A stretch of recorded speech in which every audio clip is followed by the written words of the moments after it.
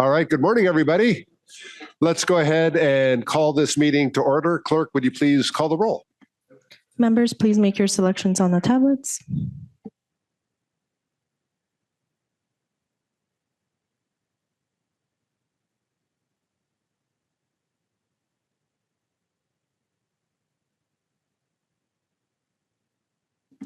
Looks like we're missing a few more selections.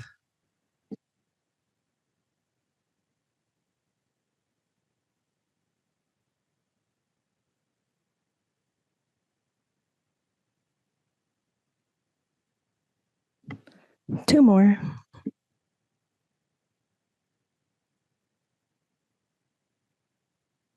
Just for those who are new to the system, it's the tab that says voting, and then you press president.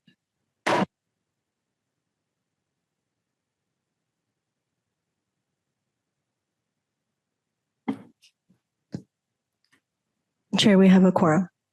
Thank you, Clerk. Let's go ahead and begin with non-agenda public comment. This provides 2 minutes for anyone who would like to comment on something that is not on today's agenda, but is within the purview of MTS. Clerk, do we have any non-agenda public comment?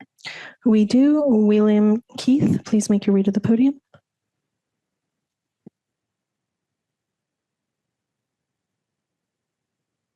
Okay, good morning, everybody. The first thing I want to do is thank the MTS chair and the board for the opportunity to speak. I want to thank those behind me for the opportunity to speak. My name is Keith. I am an Afro-American senior. I am also a United States Army honorably discharged veteran and many other good things.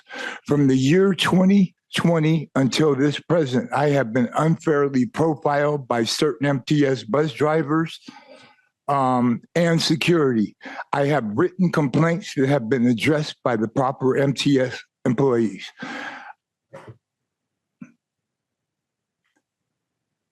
You know, what I'm going to do is just give you 2 or 3 examples here of what went, a couple of things that went down.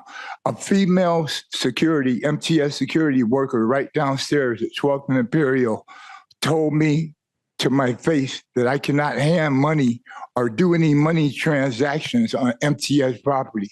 Really, the reality of the whole situation was I was giving a person some money for some food that was hungry. Another example of not being treated fair is a driver told me to hurry up and put my bike on the bike rack. Hey, I'm a senior citizen. How you gonna tell me to hurry up? But I'm talking like that because that's how I feel, And then another MTS security on the trolley asked me if I tapped my card. I told him this at 7 o'clock in the morning. I told him I didn't have to tap my card because if I ride the bus to the trolley, when you jump on the bus, you tap it there. So on the trolley, you don't have to tap it. He wanted to argue and start a, big old scene behind that. I let it go because I'm smart enough to know how to let it go. So I'm just bringing these things to your attention here at this board meeting. You guys can ignore, like many others have.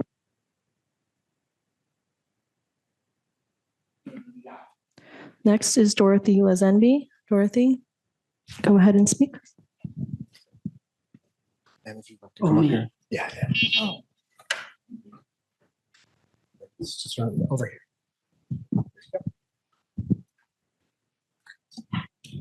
Okay, my name is Dorothy Lazenby.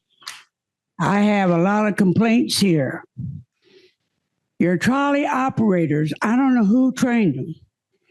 They're going to either be retrained or don't have it on the tracks at all. The train operators are sitting in trains in the middle of the track. That is not acceptable. When a wheelchair up at Grossmont, he sits in the middle of the track. If you want me to climb steps, give me a $50,000 chair.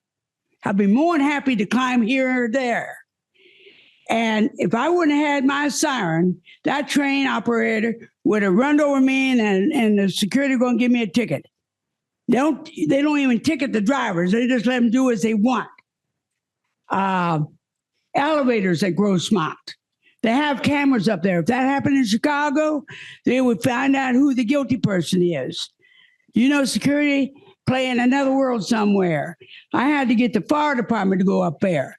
If someone was sleeping in quarters, there's been enough fires in this California.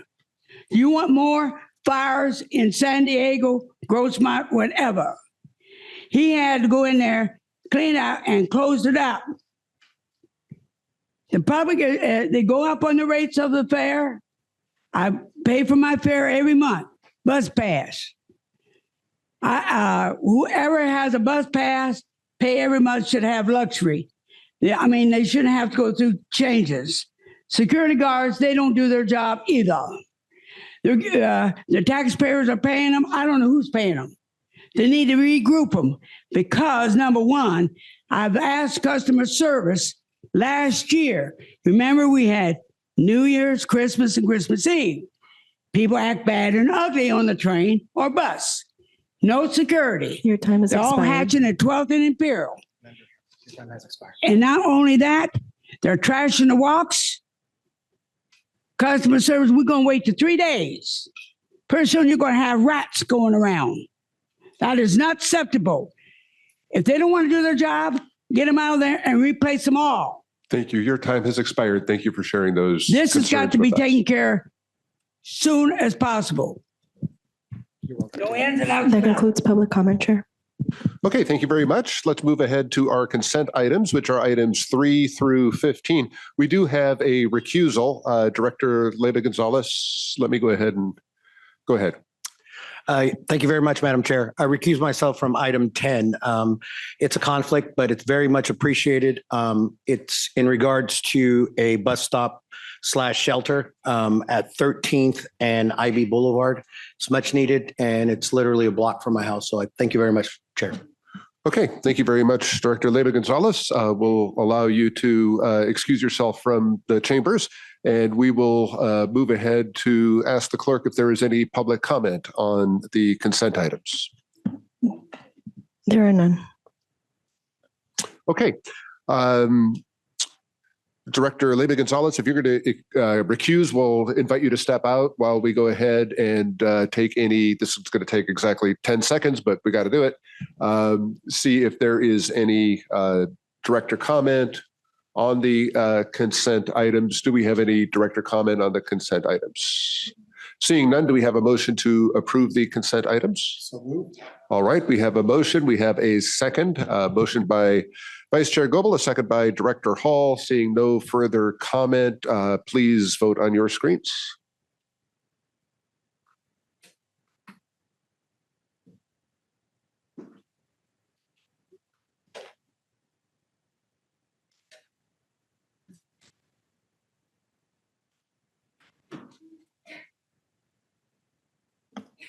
We're waiting on one more vote.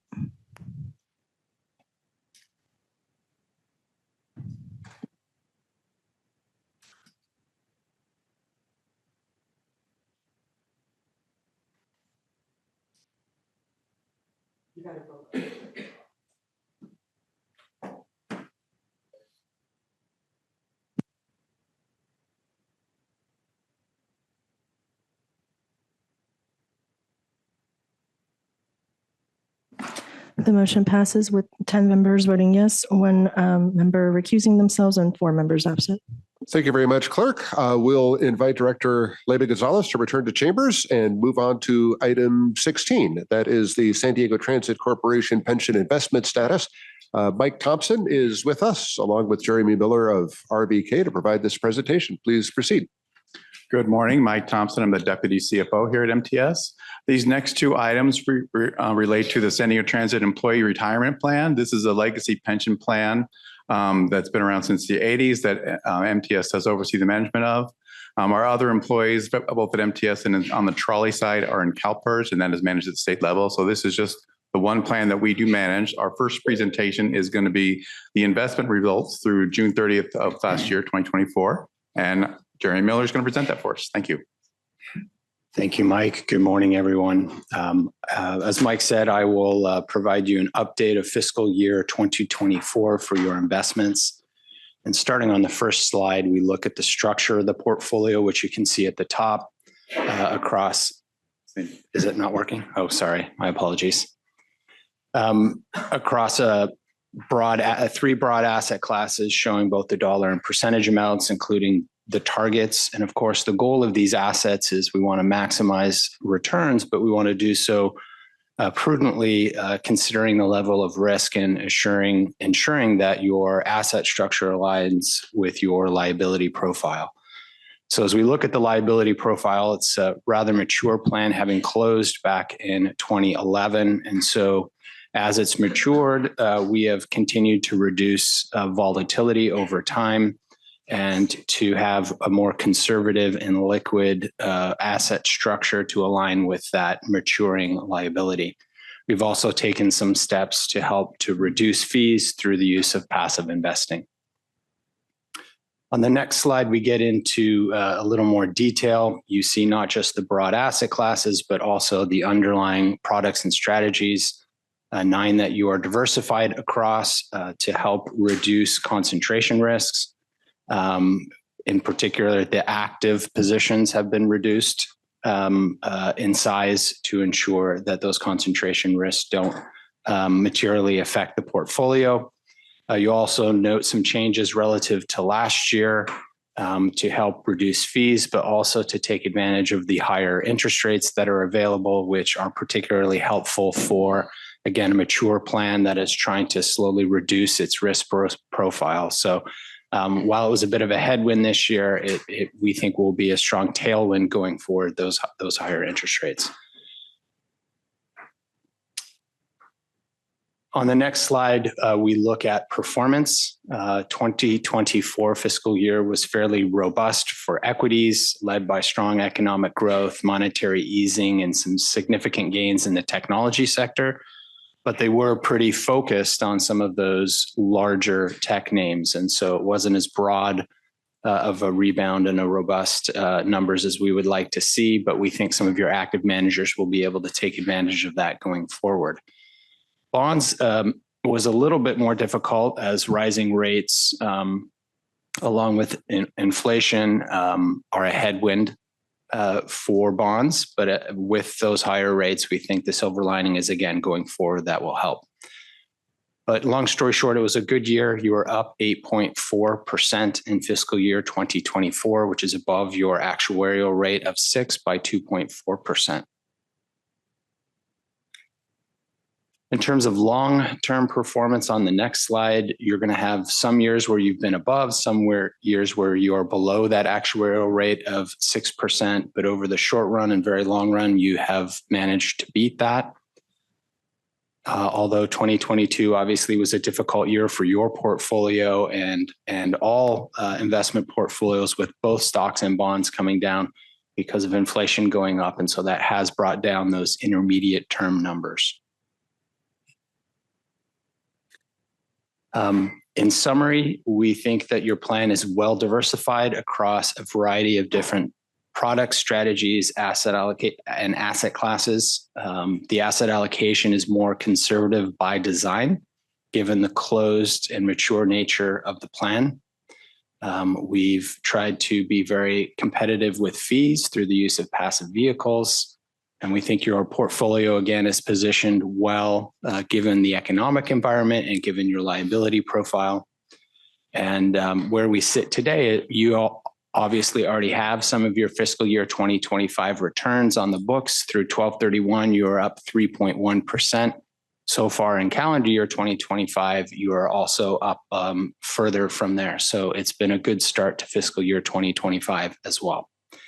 I know I moved fairly quickly through that, but I know you have a long agenda and some of you have heard this before. So I will stop there and see if there's any questions. Thank you very much. Clerk, do we have any public comment on this item? We do not. Okay, we will now open board discussion on this item. If there is any, this is an informational item, so no motion is necessary. Seeing no board discussion, we will move forward to a related item, which is item 17, which is the San Diego Transit Corporation Employee Retirement Plan's actuarial valuation as of July 1st, 2024. With us again is Mike Thompson, along with representatives from Chiron. Please proceed. Oh, good morning. The same plan. This is the actual valuation report as of June 30th, 2024. And I have Ann Harper to my right and Alice Alsberg to her right to present the results of that report. Thank you. Thank you, Mike. Thank you for having us. So as Mike stated, we'll be presenting the results of the July 1st, 2024 actuarial valuation. So we're looking at the results of the plan, the San Diego Transit Corporation retirement plans. When we perform an actuarial valuation and come and present the valuation, we like to take a look and answer three questions. Where is the plan today in terms of the measurement from the current valuation? Where has the plan been from a historical perspective of the valuation results? And what does the future outlook look like through projections? So we'll be covering those three items through today's presentation. Before we dive into the valuation results, we like to look at the big picture of what an evaluation entails. So when we perform an actuarial valuation, we measure the liability of the plan. And this graphic is showing how the liability of the plan, represented by the size of the tank, compares to the assets that are in the plan to fund those pension benefits. So the size of the tank, the liabilities, the assets are the water, and the difference is the unfunded actuarial liability. So today, your plan is about 60% funded, which means that there's a shortfall. There's a portion of unfunded actuarial liability that needs to continue to be funded through contributions and asset growth. Money comes into the system by two ways: favorable investment returns and contributions. Those contributions come from both the employees and from MTS. And the goal of a balanced system is to ensure that there's money in the plan to pay the promised benefits when those benefits are due to your members, when they begin collecting their disability and retirement benefits. The single, I would say, most important result of the actuarial valuation is to determine the actuarially determined contribution.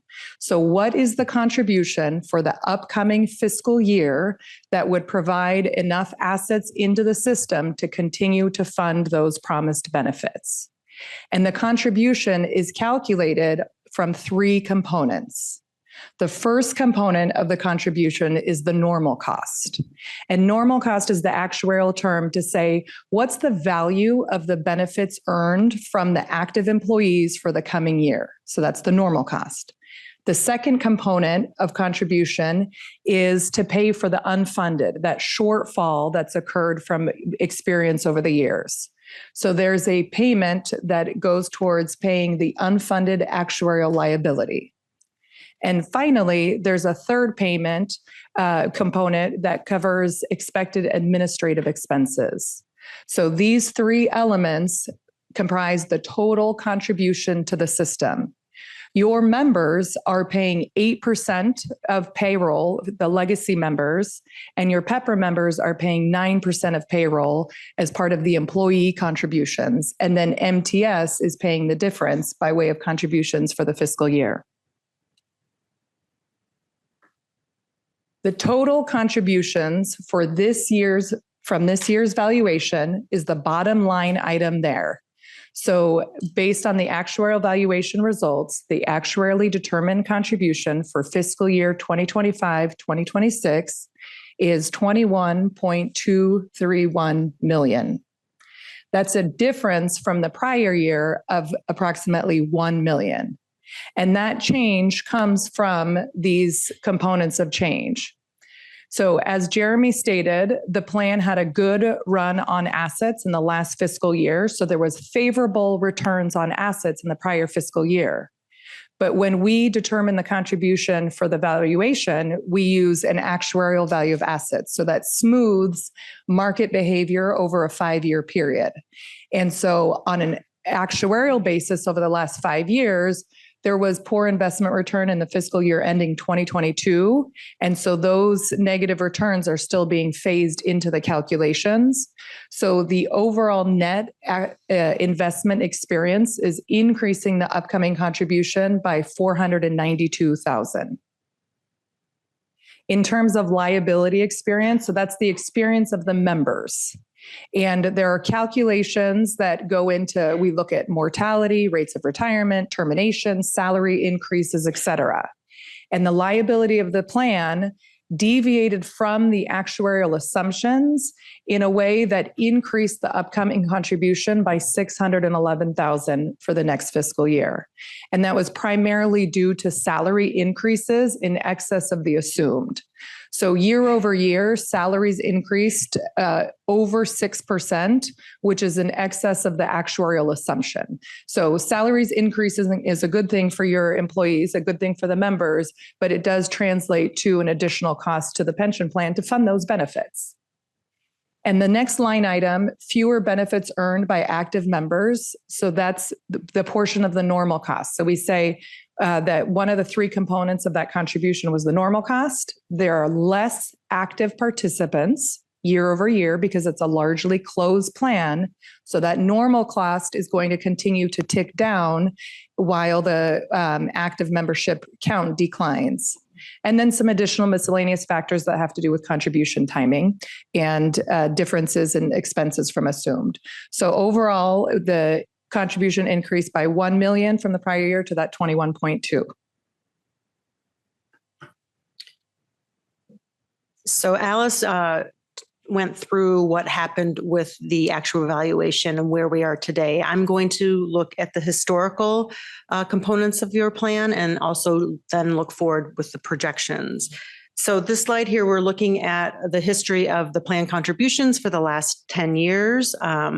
The colored bars on top of the dark blue bars are the impacts over the years of assumption changes when we actually reduced your assumed rate of return.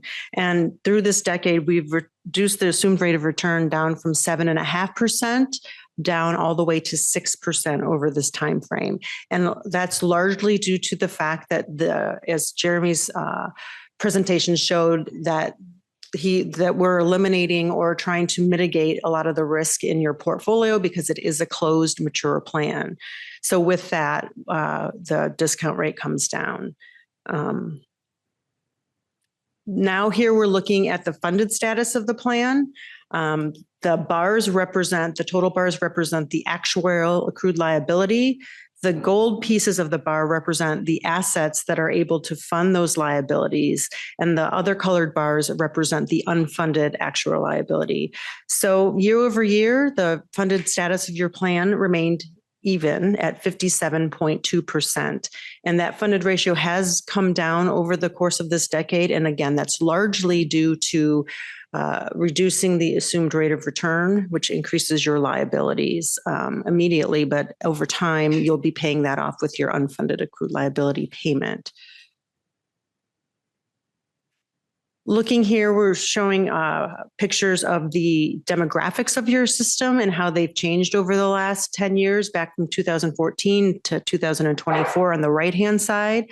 And you can see that there's been a major shift in the active population to more retirees. And that's happening across California with most of the pension systems anyway, but yours is just is going a little bit faster because you do have a closed plan, so you don't have new actives coming into the plan. And so there's a shift in the headcount towards the retirees and also a shift in your liabilities for the retiree population. Now, turning forward to projections. This is where your plan, what it looks like going forward, assuming all of the actual assumptions are met. And most importantly, assuming that you're going to earn that 6% rate of return each and every year in these projections. So you can see that the bars are the liabilities and the assets this time are the lines. And the space between the lines and the top of the bars is that unfunded actuarial liability. And you can see that space between those above the line is decreasing over time. The liabilities are projected to decrease and the assets are projected to increase. With that, you're going to see some progress in your funded ratio in the next couple of years, and then it will speed up once those deferred losses from 2022 have been smoothed into your plan. Finally, we look at the total projections of the contributions. And as Alice pointed out, the contribution went up from $20.2 million to $21.2 million in this valuation. You're going to see a continued increase over the next couple years, a gradual increase. And that, again, is due to those 2022 investment losses that will be phased in. And then thereafter, each and every year, we are projecting that your contributions are going to come down as more and more of that unfunded is paid off. And also as more actives retire or leave the system, so that that normal cost is going to come down as well. And the plan is projected to pay off the last UAL payment in fiscal year ending 2038. And after that, the contributions will only be that normal cost portion and your administrative expenses based on the funding policy that you have in place today. So with that, it brings us to the staff recommendation, is that the board receive this employee retirement plan actuarial evaluation as of July 1st, 2024, which was included as attachment A, and adopt the pension contribution amount of $21,231,465 for fiscal year 2026, next fiscal year. With that, we'd be happy to answer any questions. Thank you for the presentation. Clerk, do we have any public comment on this item? We do. Corey Schumacher, please make your way to the podium.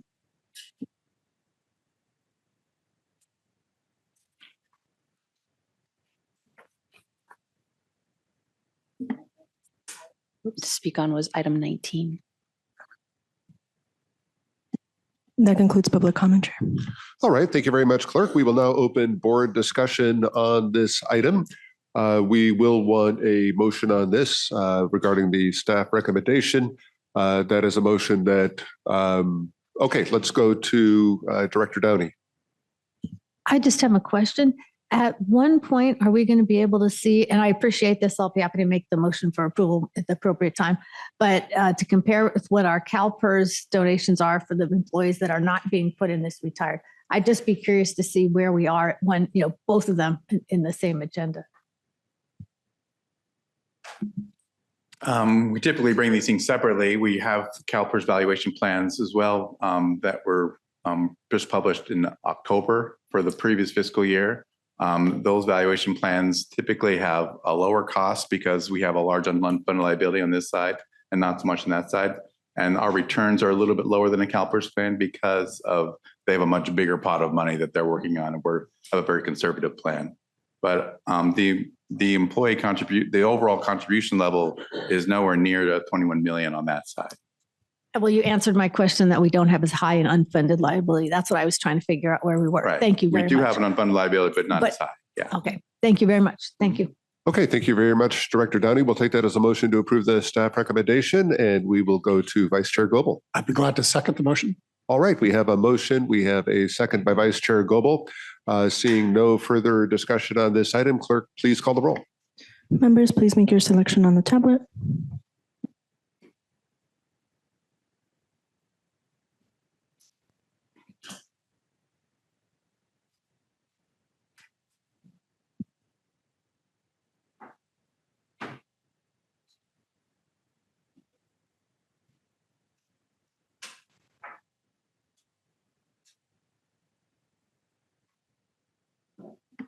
The motion passes with 11 members voting yes and 4 members absent.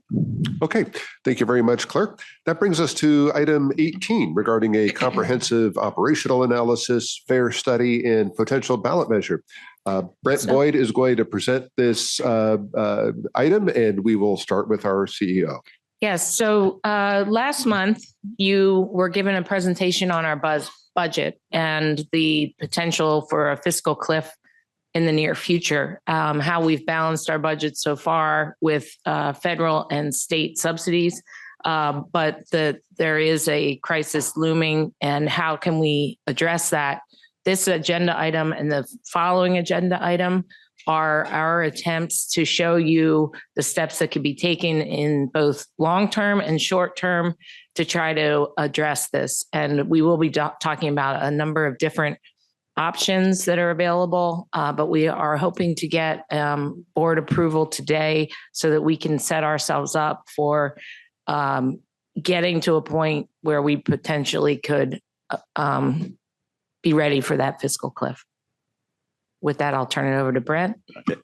Thanks, Sharon. Brent Boyd, Director of Planning and Scheduling for MTS, and here present about a potential COA, the FAIR study, and a potential ballot measure. So first off, the COA. What is a COA? It's a project that features an examination and evaluation of the transit system to determine where improvements could be made to make transit more efficient and effective. It's really looking at a blank slate of the transit system, where improvements can be made, and what we're doing well, what we're not. Transit agencies across the country do this, and we are no exception. We've done it a couple times over the last couple decades, and we'll talk about that in a little bit. What is a COA?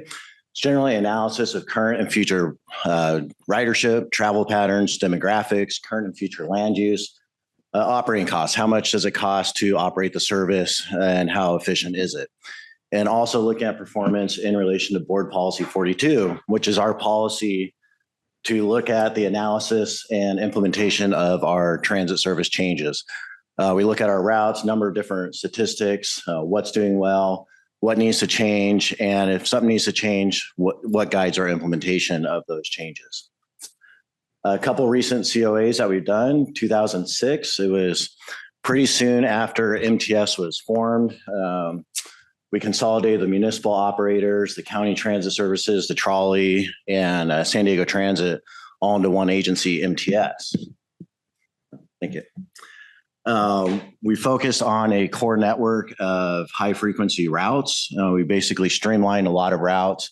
We impacted about 75% of them, and immediately saw a 7% ridership gain. However, those changes were really curtailed by the Great Recession of 2008. So almost immediately after implementing the changes, we had to do significant cut of weekend services and also some reduction of our frequency investments that we had made. But beyond that, there were some really interesting transit investments in the region after the COA. We realigned trolley services. So we brought the Green Line from Old Town to downtown San Diego to serve 12th and Imperial. We also brought low floor trolleys throughout the entire network. So it was a great improvement for our ridership. The Super Loop, that's the 201 and 202, is our first rapid service up in the UTC and UCSD area. Now when UCSD is in session, that's our number one bus ridership route. Then we had the I-15 rapid routes. It's the 235 and the 280 and 290. The 280 and 290 are express routes from Escondido or Rancho Bernardo into downtown San Diego, and serving the transit plazas that were established up along the I-15 to connect with the direct access or the managed lanes on the I-15. Then we also had the 235, which serves all of those stations. It's not express route, it serves every single station all day long between downtown San Diego and Escondido. We also had Mid-City Rapid, which is the 215, and that connects downtown San Diego to San Diego State, again, serving rapid stations. It serves one of the centerline stations that were established on the I-15 corridor. Following that, we had all these changes, so we wanted to do an update to the COA, and we called it the Transit Optimization Plan. It's really a COA by a different name. This time we invest about $2 million in new services with, again, changes focused on high frequency, high ridership routes. Overall, about 60% of bus routes were affected. We had immediate ridership gains, not as significant as the COA in 2006, but we didn't change as much service as we did in 2006. This also provided the basis for an Elevate 2020 ballot measure, which we'll talk about in a few slides. Sharon will talk about. But again, we were impacted by something beyond the control of MTS. We had the COVID pandemic of 2020, and that really impacted the improvements that we had made. So after the top, we had some COVID reductions. We had operator shortages, which we're just getting out of now. But then we also had a lot of investment in the region. We had the Mid-Coast extension on the Blue Line to UTC in 2021. And then just last year, we realigned the services in East County with the Copper Line on the trolley. We also implemented rapids down South Bay, the Otay Mesa and Iris Rapids. And then there's been a big investment in electric buses lately. That's a big topic of conversation that we'll actually address in the next presentation. And then we've continued with COVID recovery with SB 125 funds and the expansion of high frequency services. So why do we want to look at it like got our system again with another COA? Well, we're mainly through the major impacts of COVID. We're not totally back with ridership yet, but we're getting there. There's been changing demographics and travel patterns, a lot associated with COVID and otherwise. And then we've had those significant recent transit investments in the region. So I think it's time to look at the system again. And then, of course, we have the budget concerns, which we've been talking about a lot and will be a focus of the next presentation. The goals of the COA would be to develop strategies to address current travel demand with projected funding levels, integrate with our multimodal transportation system, including our roadway network, the airport, heavy rail, commuter rail, and so on. Realign our existing services and frequencies and spans of service based on proposed service strategies, which we'll get to in a second. Then develop phasing and implementation programs to support the implementation of a couple different service plans that we'll develop, which again, I'll talk about in a second. And critically ensure that community input is considered throughout the study. There'll be significant public outreach regarding the study. So the idea is that we'll look at two different scenarios, two different planning scenarios. One where we would get additional funding, whether that be through a ballot measure or other efforts. Again, that's something that we'll talk about in a little bit. We're anticipating about $75 million in additional revenues to increase frequencies and spans on our existing network.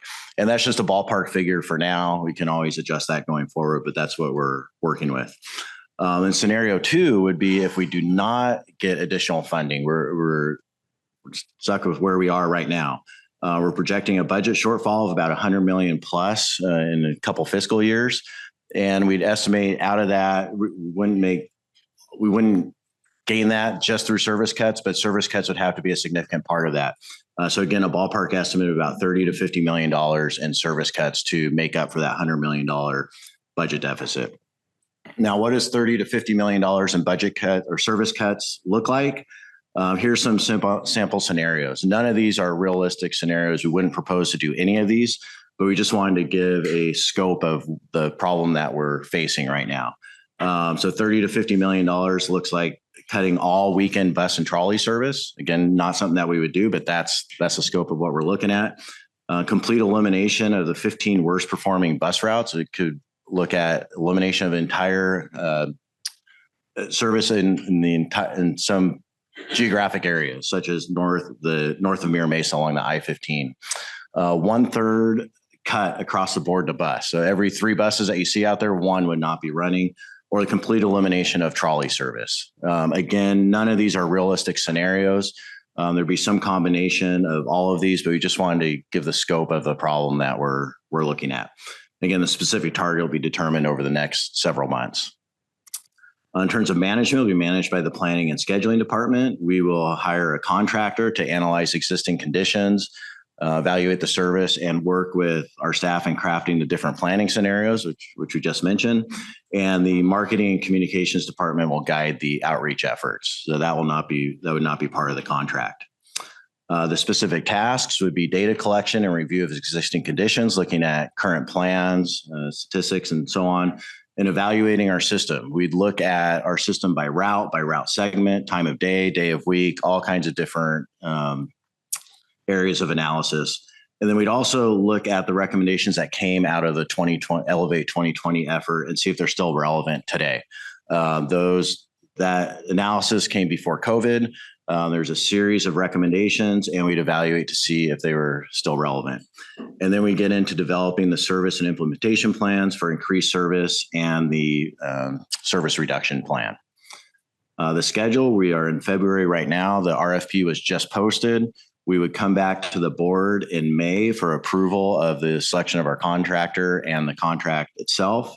Assuming that we go forward with it, then we'd start the analysis towards end of summer, beginning of fall, where we go through the existing conditions, the system service evaluation, and the evaluation of the Elevate 2020 projects. And then fall, leading up to the beginning of next year, we'd develop a service enhancement plan where we'd have additional funding. So we go through that process. And then next year, while we're evaluating the possibilities of additional funding, we'd start developing the service reduction plan. And that would take place over the bulk of 2026, getting us to the fall of 2026, where we'd have some critical decisions to make regarding which direction we are going to go. At this point, I'm going to turn it back over to Sharon. Yeah. So what Brent is showing you is a planning effort to set us up for either getting additional sources of revenue or not getting additional sources of revenue. It's timely to do this for either of those scenarios because as we will show you in the next agenda item, we are going to have that very real problem of a fiscal cliff if we don't get additional revenue sources. So I am on the Transit Transformation Task Force, which is a California state initiative to try to come up with ways to help all of the transit operators in the state to adjust their schedules, or adjust their service levels or get more revenue to help them bridge their fiscal gaps as well as ours. We just had our 8th meeting. And at that meeting, the staff from the CalSTA did distribute a memo that they created based on all the feedback they were receiving about what other additional ways to fund transit there are out there. They broke it into 3 categories. The first is government sources. These are the kind of things that we always talk about: sales tax measures, commercial road use tax, increasing gas taxes, moving gas taxes from roads to transit, higher TDA, which is something that I've been advocating for, allocating that to transit, and then more SB 125 funding. And there are other things as well. A lot of these were considered to be in the staff report, considered to be too challenging since they take away from competing priorities, and that it would be hard for a legislative change that would adopt enough transit revenue to make that fight winnable. The other one is that sales tax, local sales tax, is obviously capped by the state, how much you can assess. And so that would also be something that would have to be rectified if in some of the areas where they've already hit their caps. And then voter approval is also required for this at 2/3. It's a very heavy lift for any local government. Increased fare and road tolls, that was also discussed. Making transit more attractive to attract more riders who will then pay more fares, increasing TOD, so you'll get more riders who are living adjacent to transit. But again, we don't get 100% fare box recovery anywhere in the state for transit use. So that would not necessarily be able to bridge the gap just by increasing transit use. Increasing managed tolls. We actually get some transit funding here in the region from the tolls that are on the I-15.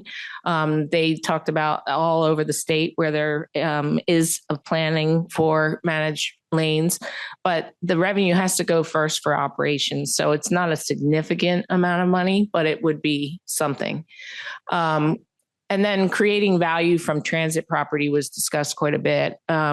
Property development, retail, really all of the things that we as a transit agency are already doing with our property, leases, telecom leases, et cetera. They talked about expanded tax increment financing districts. That's only allowed for expansion projects in transit, so it wouldn't help us with our existing system.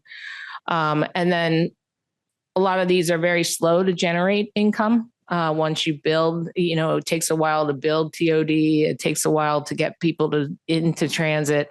And then again, everybody's really already engaged in a lot of these activities to the level that they can.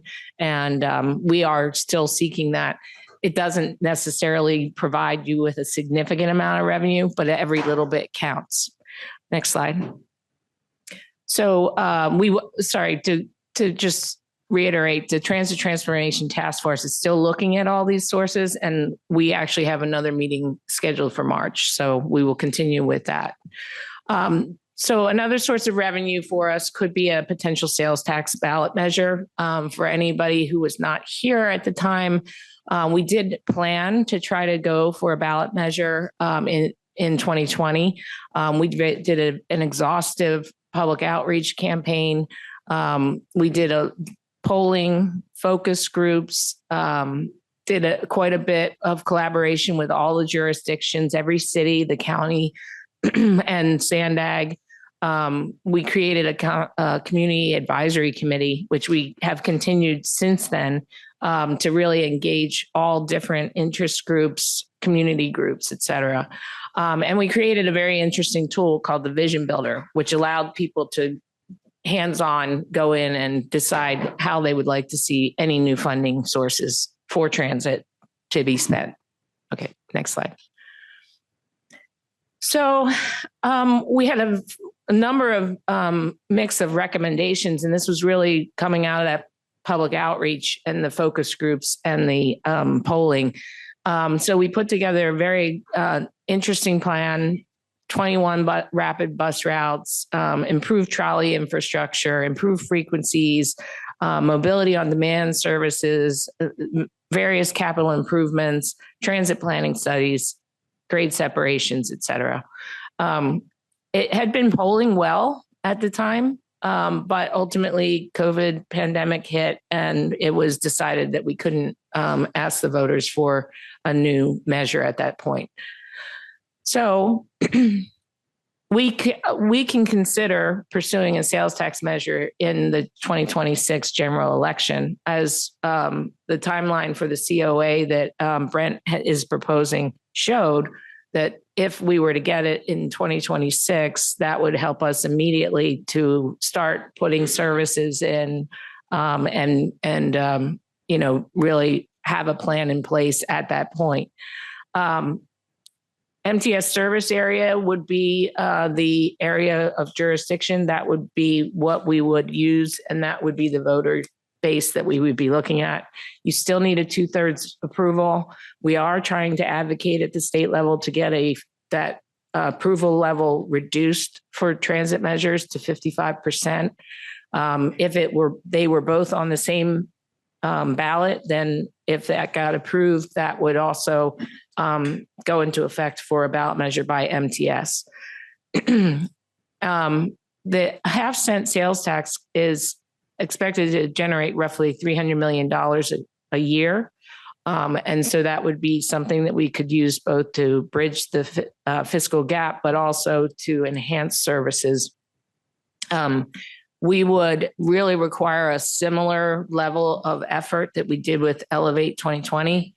And the decision to pursue that ballot measure would really need to be made by May of 2026 in order to get on the ballot and have the registrar of voters be able to do the necessary drawing of what our jurisdiction is to get the ballots out to those people who would be affected. Next slide. There are other sources of revenue that you could seek a ballot measure for. This one in particular is eligible for transit service. SB 83 is the allows Sandag to place on the ballot a $10 annual vehicle fee for registration for vehicles within the state of California, but it would be specific to the San Diego region. It would be a regional measure, so it would cover the entire county of San Diego. It requires only a majority vote, and Sandag can place it on the ballot. The 3 areas that it funds are listed here.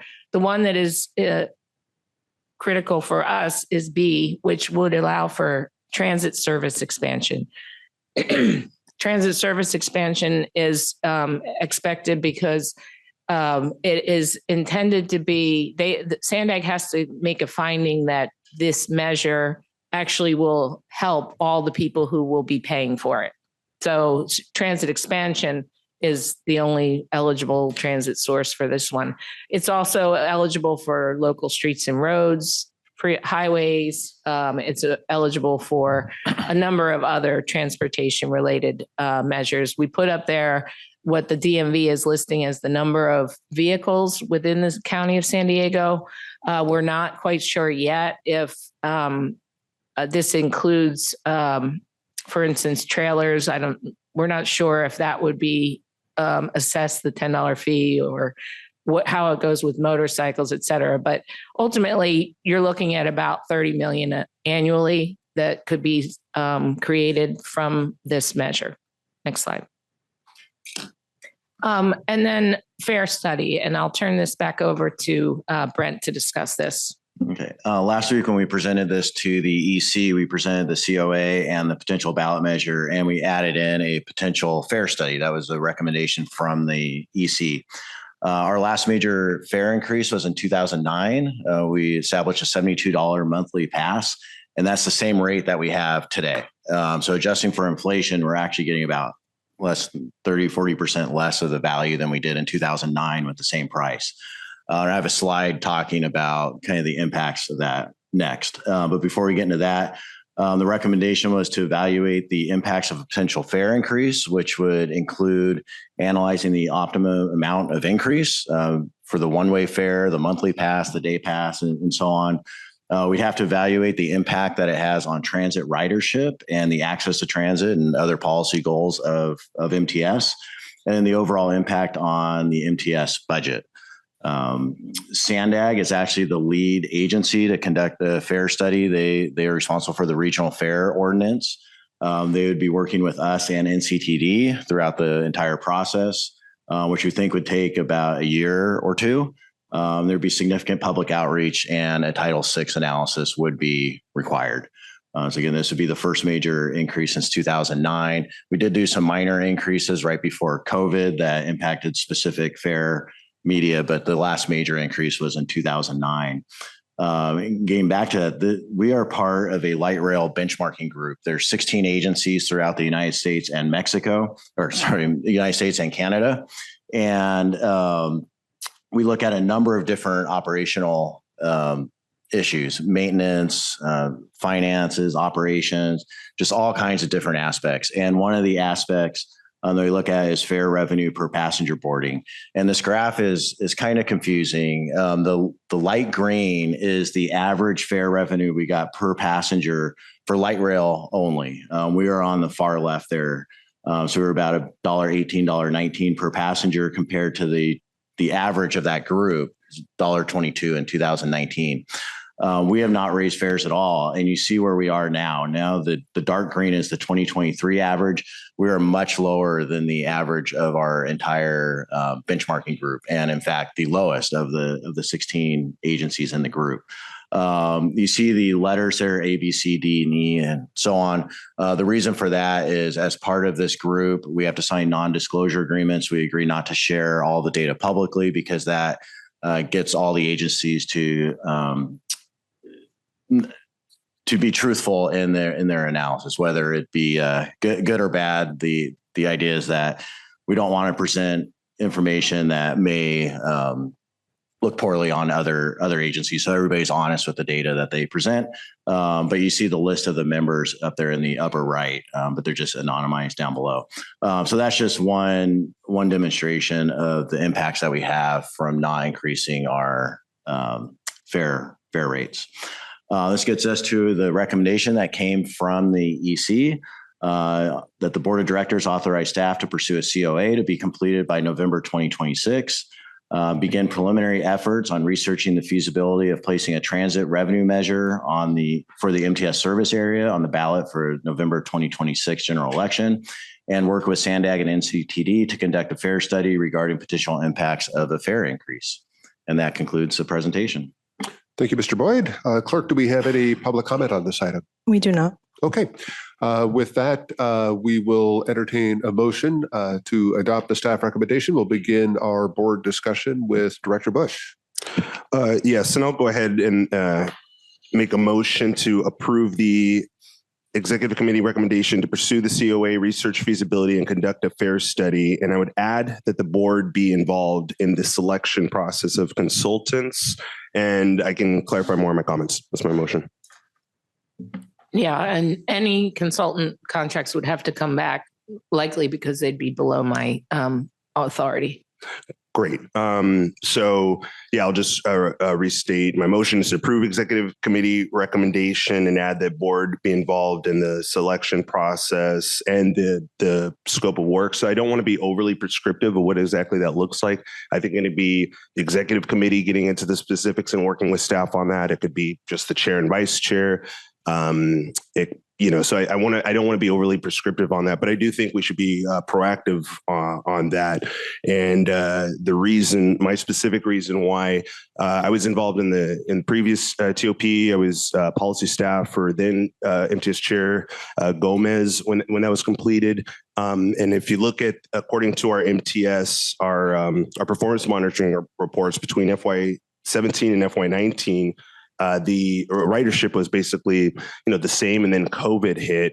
But when I did some research on some other areas with other firms, they actually saw ridership increase. And but I want to better understand what, kind of analyze the plan. I didn't get to see the appendices of that report, but I just think, that we should be involved with that. So I'm open to what that looks like. Okay, thank you very much, Director Bush. Let's go to. I did have some questions, but I didn't make the motion though. There's a motion on the floor. So, sir, second. Okay, did you have additional questions that you wanted to ask now? I did, yeah. But I can. Okay. Yeah, would you like me to ask them now? Yes. Okay. So, and thank you, staff, for putting all this together. What was the cost of the previous TOP or COA?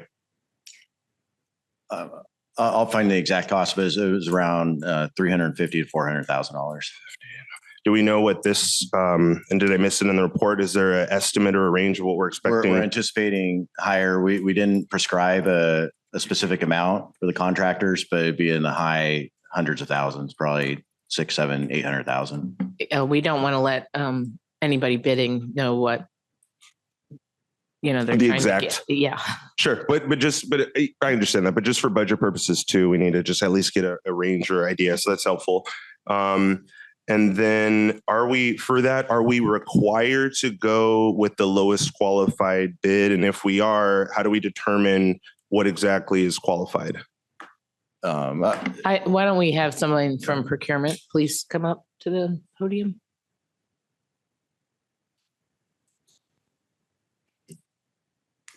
Claudine, could you introduce yourself? Good morning, everyone. My name is Claudine Aquino, Manager of Procurement. So part of the requirement in the request for proposal is we have certain criteria that we include as part of the RFP. And so usually that's the qualifications, experience, staffing or work plan, and then plus cost. So we typically evaluate first the technical criteria, and then the second part is the cost. So when we evaluate the technical criteria, we don't include costs.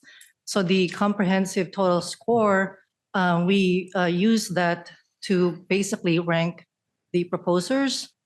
And so the highest ranked proposer basically gets the award.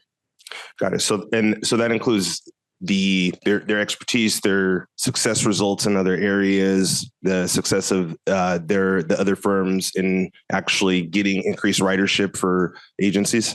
Correct. Yes. So part of that is they would have to provide as part of their submittal any experience they have and anything that we require in the scope of work.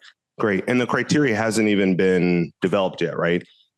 We actually have a scope of work, and we are in anticipation based on last week's committee vote.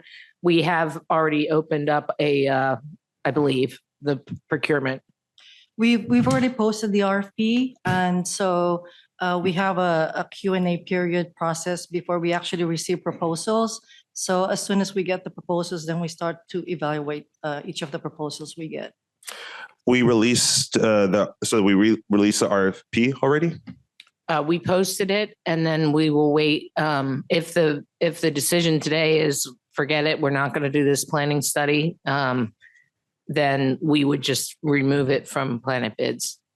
Got it. Okay. Well, moving forward, I think that was I'm okay with efficiencies, but I think that was putting the cart before the horse. I hope that, for me, I hope our board approves this, and I'm supportive of it, but just to, know that for next time. But if the criteria hasn't been, or if it's already been developed, I don't want to hold this up, but I still do want to learn more and be involved because I didn't see that included in the attachment. So, but I say that because I would like us to look at some of the other firms like TriMet, for example. They saw some really good increases in ridership. So looking at that.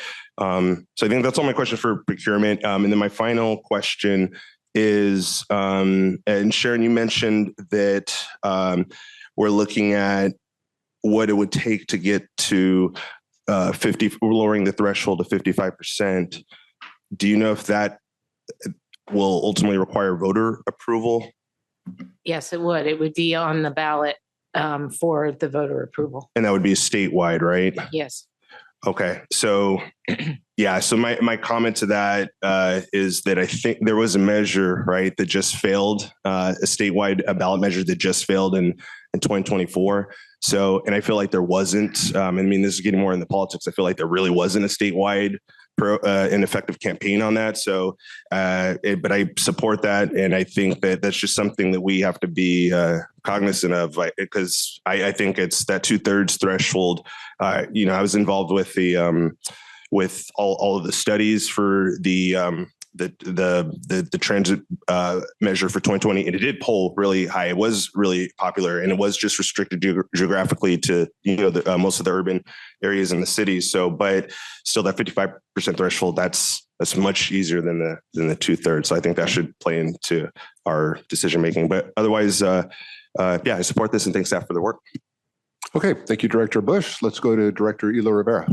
Thank you, Chair. Thanks again for the presentation. We heard this at Executive Committee. There's been a little bit added to the presentation since then. I'll begin by seconding Member Bush's motion. As I mentioned at Executive Committee, I'm going to say this over and over again until I'm convinced that we're not making this mistake. Choosing the type of revenue early on, and I know that we haven't technically done that, but it sounds a lot like we are doing that. That is a tactical decision, and making a tactical decision this early in the process, I think, is a huge mistake. It limits our pool of potential coalition members. It does not ensure that we're making decisions based on data that give us the greatest opportunity for success. And it's super important to me that we are methodical in not making tactical decisions until we've been clear about our goals, our strategies, and then we get to the tactical piece. And what I mean by tactical is choosing a sales tax. So I'm going to pivot back to SB 83 that I mentioned. I know what the language is in SB 83 today. What I meant to do by referencing that was demonstrate that there is a way for MTS to shape the playing field that we could play on in 2026. So without doing a deep dive on the legislative history, my understanding is that in 2009, a state senator from the Bay Area initiated the policymaking process, in 2009, that SB 83 passed. It was driven by a Bay Area state senator. 2010, no coincidence, they put the measure on the ballot using the authorities given to them under SB 83 to raise revenue. So SB 83 was targeted to solve for a particular problem or achieve a particular goal for a particular region at a particular period of time. I don't think there's anything preventing us as MTS of working with our state legislators from attempting to do the same thing that could also benefit transit agencies across the state. For example, and some of this is in terms of the amount of revenue that can be raised. So allowing for a progressive fee structure. I don't think there's anything in state law that prohibits us from seeking to do that. Could significantly increase the amount of revenue that we could receive. It would also, I think, allow us to grow our coalition more, as we would avoid some of the pitfalls that other sales tax or flat fee and tax structures have faced from folks who want to be supportive of revenue efforts, but have real concerns about the inequities involved in charging everyone, regardless of income level, the same tax or fee. My rough estimate, based on just the way, again, this is like generalizations, based on the prices of vehicles, that if we were to create a progressive structure, heavily emphasizing the fee on vehicles valued over $100,000, that the total annual revenue that could be produced from this could be well over $100 million per year. The language that we're referencing, that was referenced in the slide, slide 17 in SB 83. Sharon, you mentioned that you think this could only, that the authorities under SB 83 as written would only allow us to increase service. We have a goal to transition to zero emission technology. One of the requirements of SB 83 as written is to create or sustain pollution mitigation programs and projects. There's no reason why those two things couldn't be compatible, especially if clarified through state legislative action, thus making that program eligible as a use. So I could go on and on and on about this. I'll stop there. But my point is that I really want us to move methodically. And I think it's really important that we move together as a board in terms of figuring out our path forward. What is our goal? What is the amount of revenue that we think we need, not just to fulfill, to provide the services that we're providing now, but to be the agency that we want to be. And then let's put together the coalition necessary to make that possibility. To Member Bush's point, we just went through it at the city. We desperately need to fund our stormwater system. And we saw some hope in a legislative action to try to lower the threshold for stormwater revenue measures to 55%. That got bargained out at the last minute and effectively killed our path to funding a stormwater system, an essential system that was polling very well for years, has polled at about the 60% threshold, but unlikely to hit the 2/3 threshold. And so knowing that we have to kind of roll the dice on not getting bargained out at the last minute and roll the dice on the voters approving lowering that threshold, that's why, another reason why I have such concerns about not being more proactive on the front end in terms of determining that playing field that we'll be on in 2026. So again, I'm happy to second the motion here. Really hope that we can work together, including our partners in labor, the folks who would be building any projects, the folks who will be operating this system. I think they could be key allies in this. And then the last thing I did want to mention, Sharon, as we're talking about capital improvements, I think there could be significant benefits both in boosting support for the measure and ensuring that we're all kind of operating on the same place. Some of those capital improvements could be safety enhancements. I think one of the things that we've heard as a board is obviously a shared goal of making this the safest system possible, but a belief that some of the ways that we do that is through capital investment. The lights, the physical structures that make a bus stop or trolley stop feel safer. And my guess is that would play well with the public as well. So that concludes my second, Chair. Thank you for being generous with the time. If I may, Chair, one of the things that I would suggest to help with this discussion is to add another recommendation, which would be to create a board subcommittee to help direct these efforts. We did this in 2020 or 2019, 2020. And that would assist us in kind of coming together with these sorts of things, because I know that it seems like it's a very blunt instrument that we're bringing forward to you today. What we're trying to do is get wheels in motion and not necessarily the answer yet. We just want to have ourselves in a state where we can get to the next level. So can I add that as a recommendation? Yeah, I just would clarify that it would be an ad hoc committee, not like a formal subcommittee. Correct. Okay, so the motion as it stands right now would be the executive committee recommendation from staff, which includes a fourth element to create an ad hoc board subcommittee to help direct this effort, plus a fifth element which was a part of the motion made by Director Bush and seconded by Director Elo Rivera, which is to involve the board in the consultant selection process. Let me go first to Director Downey, and then we're going to go back to Director Bush. Director Downey. 2 questions. In 2016, I was on the board of Sandag. I was part of the group that went around trying to get support for the ballot initiative at that time to fund some of the transit, and particularly the Purple Line was one of the things that I hammered when I went around speaking. As you know, it did not pass back then. So one of my questions is, Sandag just tried something and it wasn't as successful. So are we at least working with them? Because we're both going after the same 0.5% of sales tax increase. So we've got one for capital projects that are more than just transit, and then ours, which is all operational for transit. I think it's great. We need them. But how are we trying not to be at odds with each other? So the RTP envisioned that MTS would go out for a 0.5 sales tax. So their revenue, unless they amended the RTP after that, but their revenue assumptions included both themselves and us doing that. Yeah, a matter of fact, we're getting an RTP briefing next week. So I don't believe anything's changed, but I'll find out in a week. But the question to me then is, they were saying that we would go out first, meaning we'd go out for 0.5%, and then following they would come out.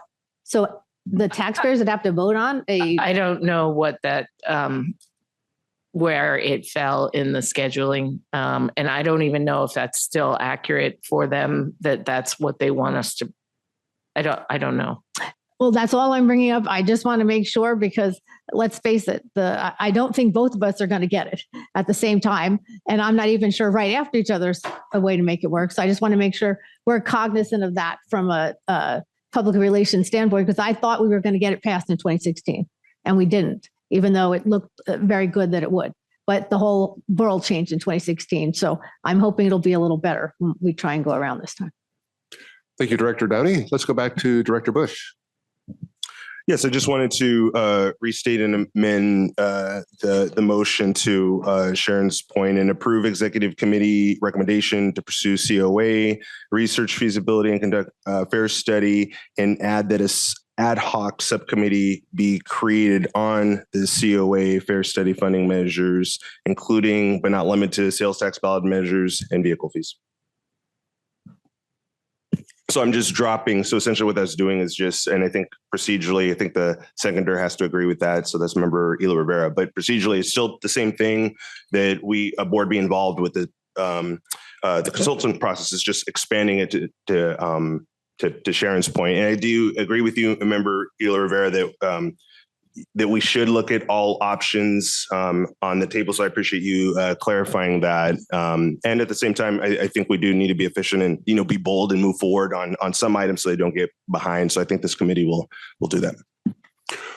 Okay, so that I'm clear, your motion then is the 3 elements that are on the screen plus the 4th element that the CEO added to create an ad hoc board subcommittee to direct those efforts. Okay, as the seconder, Director Elo Rivera, does that work for you?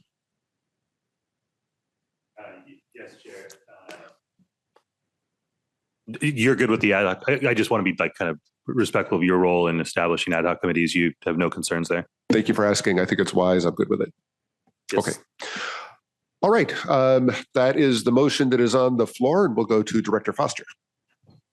Yes, thank you. And just a quick question, and just so I understand the ad hoc committee, with the RFP already being out, the solicitation already being out,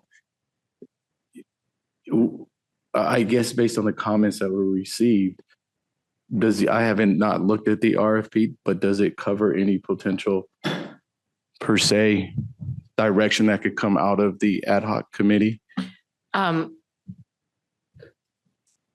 think council could discuss this, but we're restricted in how much interference in the procurement process that we could have a committee like this to have. So, I mean, I think that in at least me understanding some of the guidance that the board wants to provide and making sure that ultimately the proposals we get are going to address the information that the board is going to want to make the decisions on, that the first step would be to, we're like the RFP may be on the street, but we have the opportunity to issue amendments. And so, to the extent that we at the next, executive committee meeting or at an ad hoc meeting could review the scope and make sure that it covers the types of issues that the board wants to make sure are included in the study. And so that then that scope would be addressed in, and then also the criteria of what, is coming in, making sure that the consultants, that the level of experience they have relates to what you are going to want to know. Is it local focused and understanding, what the local community wants as opposed to somewhere else. And so that might be grading some of those criteria a little bit higher of how you set those things up. So I think that would be that first step. We can do that before proposals are coming in. The procurement kind of competitive concern is having the board involved in a source selection committee, but then we bring the whole proposal back to the board to approve. So, but I think that my recommendation is absolutely, if the board wants to be involved, we can review the scope, get feedback, make amendments to the scope and the criteria before proposals are due, so that then like the proposals we receive are more targeted to what the board wants. Correct. And thank you for that clarification, because just in the typical procurement process, there is opportunities for addendums, right? So even if consultants submit RFIs or certain clarifications, there's an opportunity to address those. So I just wanted to bring up, what's the standard time that you guys keep the solicitations open? Is it 30 days? So for a typical RFP, it's usually about 6 months. But in this case, we are trying to meet the deadline that we have to, accommodate our. Okay, so there's ample time for the ad hoc committee to do a quick review of the current RFP that's out there to provide any type of guidance in regards to a potential addendum if necessary. Yes. I think it would be more likely we would bring it to the executive committee because we wouldn't be able to convene probably the ad hoc committee quickly enough. However, I just want to make sure, just based on process, right? There's already an RFP out, which I would assume does include the earlier question of the scoring criteria. If I were to go to the RFP online, I can see what the scoring criteria is, right? If it's weighted percentage going to cost, right, versus the other items, correct? Okay. That's correct. Okay. Will do. Thank you for that. That answers my question. Yeah, and the contract would come back to the full board for approval. And then on top of that, the COA itself for approval would have to come to the board. So ultimately, there's a lot of bites of the apple for this board to weigh in on the results of the COA. So if I'm understanding the sequencing correctly, just so everybody has the same understanding here, we would go ahead and create the ad hoc committee, but the initial review of the RFP would happen at executive committee. I'm suggesting that just for the purposes of timing. Is that good with everybody? Sounds like it's good with everybody. Okay, so that's what we'll do. Everybody good with the motion? Everybody good with the process? Looks like it. So clerk, please call the roll. Members, please make your selections on the tablet.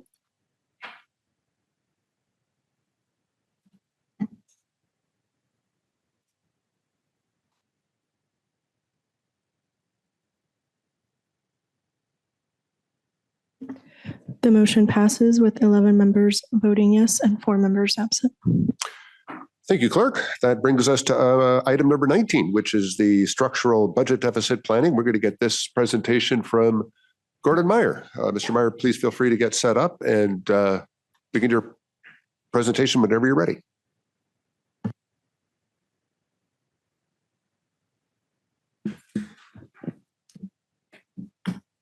Good morning. My name is Gordon Meyer. I'm the manager of financial planning here at MTS, and I'm joined by Mike Thompson, the deputy CFO as well. So this morning's presentation is going to be on structural budget deficit planning. So I wanted to give a brief overview of what we're going to cover in this presentation. So we will take a very brief look at the budget development process and where we stand today. We'll also look at an updated 5-year forecast. So this is updated since the version that you saw at the board last month as presented by Mike Thompson. We'll also take a look at the scope of the fiscal cliff as well as some of the upcoming challenges that poses. We'll also look at potential strategies that we've identified for delaying the fiscal cliff. And then ultimately we'll review the recommended action that we're proposing as well as its projected impact on our financial outlook. So brief discussion of the budget development process. So the original FY25 operating budget was adopted on June 20th, 2024. Since then, we bring monthly financial status updates to the board. That's the written report on the consent calendar each month. We also do monthly reforecast of the operating budget to take into account what we've seen so far in actual experience and our expectations for the future. That is the kind of the basis for what we'll be presenting later in this presentation. And then every year we do a mid-year amendment to the original operating budget. So we're currently working on the mid-year amendment for the FY25 operating budget. So part of that process is we meet with all the department managers to review their current and proposed spending trends. We just had our last budget meeting last week. In those meetings, we not only look at the current year for the amendment, but also next year's budget as well. We also compile and review a list of headcount changes and the impact that's projected on the personnel expenses. We look at all our revenue forecasts, passenger revenue, advertising revenue, other revenues, and subsidy revenue, and come up with our most recent forecast for that as well. And then ultimately, we consolidate all of those changes into a proposed budget. And we plan on bringing the FY25 amended budget to the board on March 13th, so just about a month away. As far as next year's budget go, we've started working on that as well. That development begins at the same time as the FY25 mid-year amendment. That is a zero-based budgeting process. So we build the assumptions from the ground up. No line items from past years automatically get approved just because it was in a prior budget. So we will be working on that over the coming months. And then we do plan on having multiple executive committee or budget development committees with ultimate adoption of that budget or next year's budget planned for May 15th of 2025. So moving on to an updated 5-year forecast. So before we get to the actual forecast and what those dollars look like, I did want to discuss some of the major themes that are being reflected in the forecast.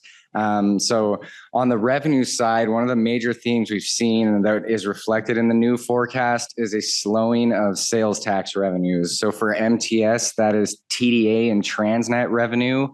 And so we received an update in January from Sandag with mostly bad news for both TDA and Transnet. So in FY24, the regional sales tax receipts for both programs missed Sandag's targets. They're also projecting to miss FY25 targets as well. And then to make matters worse, they're now projecting a 3.6% decrease year over year in FY26. So that's on top of already lowered targets for FY25. And for MTS, it's actually a bigger impact to the MTS operating budget, where we're projecting a 16.2% reduction, or about a $14.6 million reduction to TDA available in the operating budget in FY26. So that's after sharing with capital and matching grants, et cetera. On the Transnet side, which is our other TDA or other sales tax revenue, they're only projecting less than 0.5% growth for FY26. So that's much lower than forecasts that were included in prior forecasts that were presented to the board.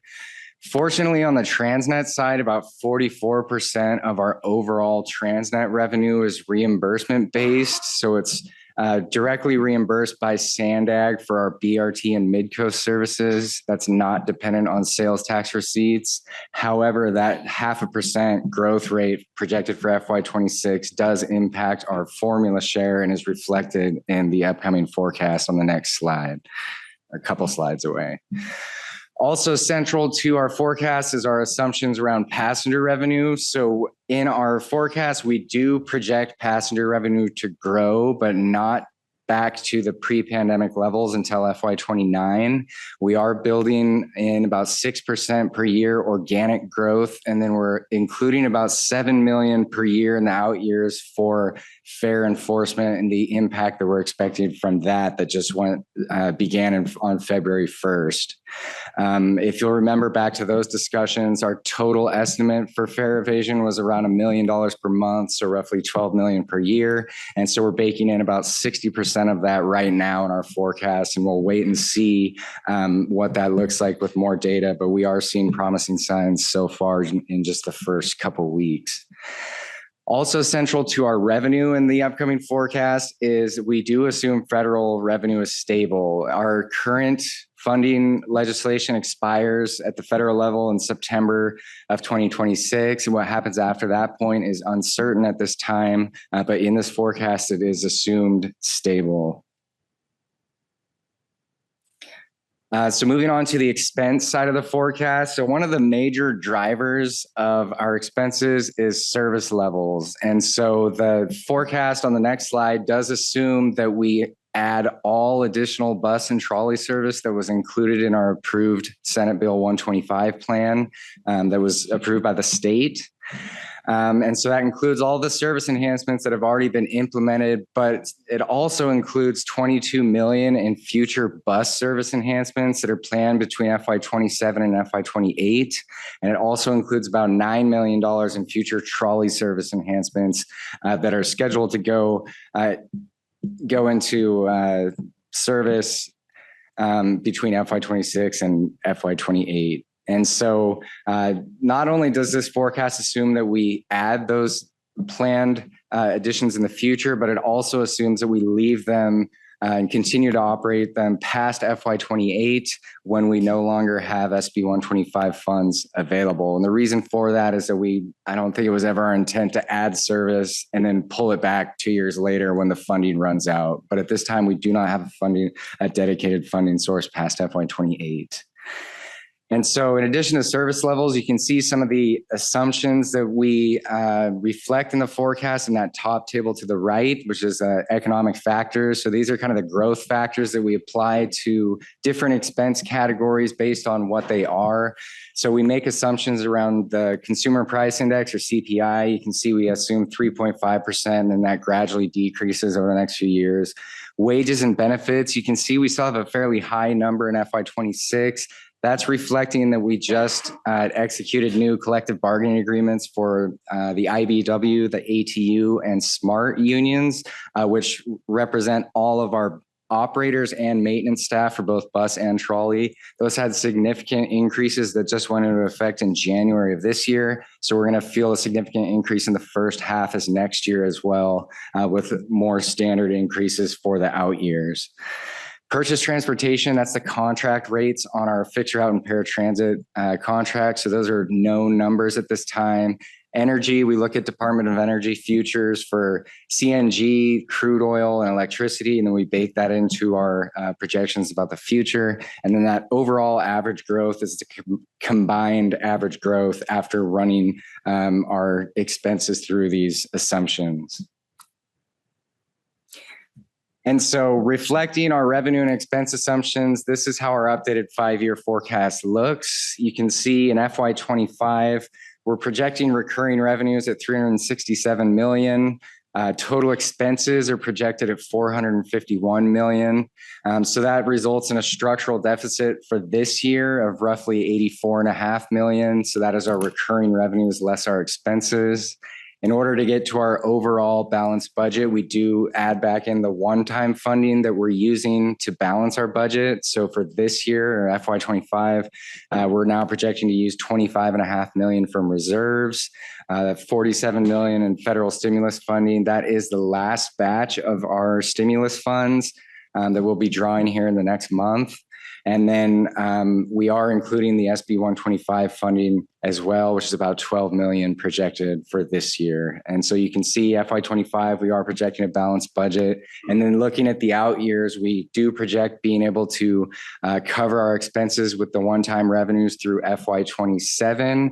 And then we are projecting to hit the fiscal cliff early in FY28, where we would have a true operating deficit of 93 million. We wouldn't be able to pass a balanced budget, which we're legally required to do so at that point. So we do require to start taking action. So this obviously poses some upcoming challenges. The primary challenge will be addressing the structural deficit and preparing for the upcoming fiscal cliff. Related to that is we are starting to see a slowing in sales tax revenues.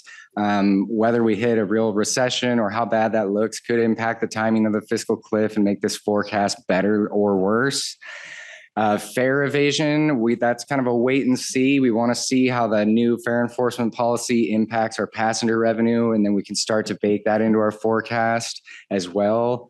Ridership continues to still be below pre-pandemic levels. Mike Thompson touched on this at last month's meeting, but we have significant capital needs over the next 5 years. Currently, we're projecting a 5-year deficit reaching almost $500 million, which represents about a 65% funded ratio. This does include the cost of the zero-emission bus implementation, as well as compliance with the state's Innovative Clean Transit, or ICT regulation, which we'll talk in detail about in a couple slides. The FTA authorization, our current authorization expires on September 30th of 2026. What happens after that point, we don't know. Full Transnet reimbursement for BRT and Midcoast, that's only guaranteed by SANDAG through 2030. And then lastly, some of the significant revenue sources that we're talking about, they're highly uncertain at this time. And so they really can't be reflected in our fiscal assumptions at this point.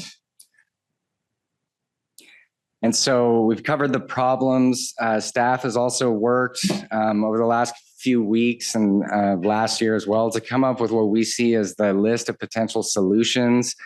Any of these solutions will require direction from the EC or the BDC or the board, and with the ultimate goal of finding sustainability for MTS. And so kind of the overarching goal as we move forward will be to extend the timing of the fiscal cliff. And then also ultimately we need to eliminate the structural deficit through either reduced expenses, increased revenues, or a combination of both. And so we're really chasing a target of about 120 million per year.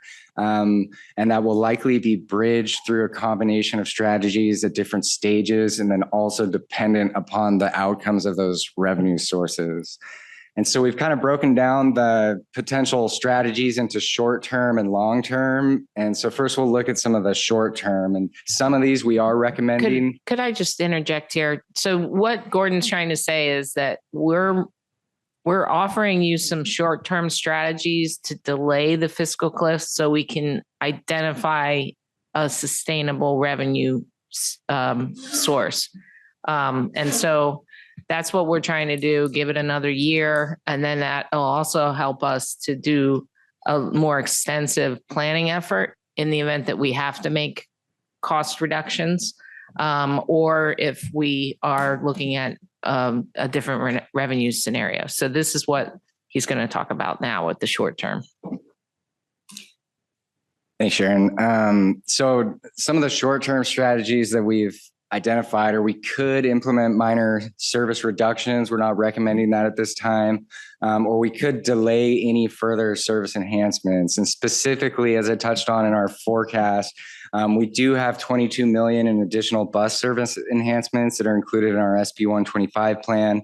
And we also have about $9 million included for planned future trolley service enhancements, which was the 7.5-minute service on the Blue Line that was planned to go into effect right at the end of FY25, but mostly in FY26 and beyond.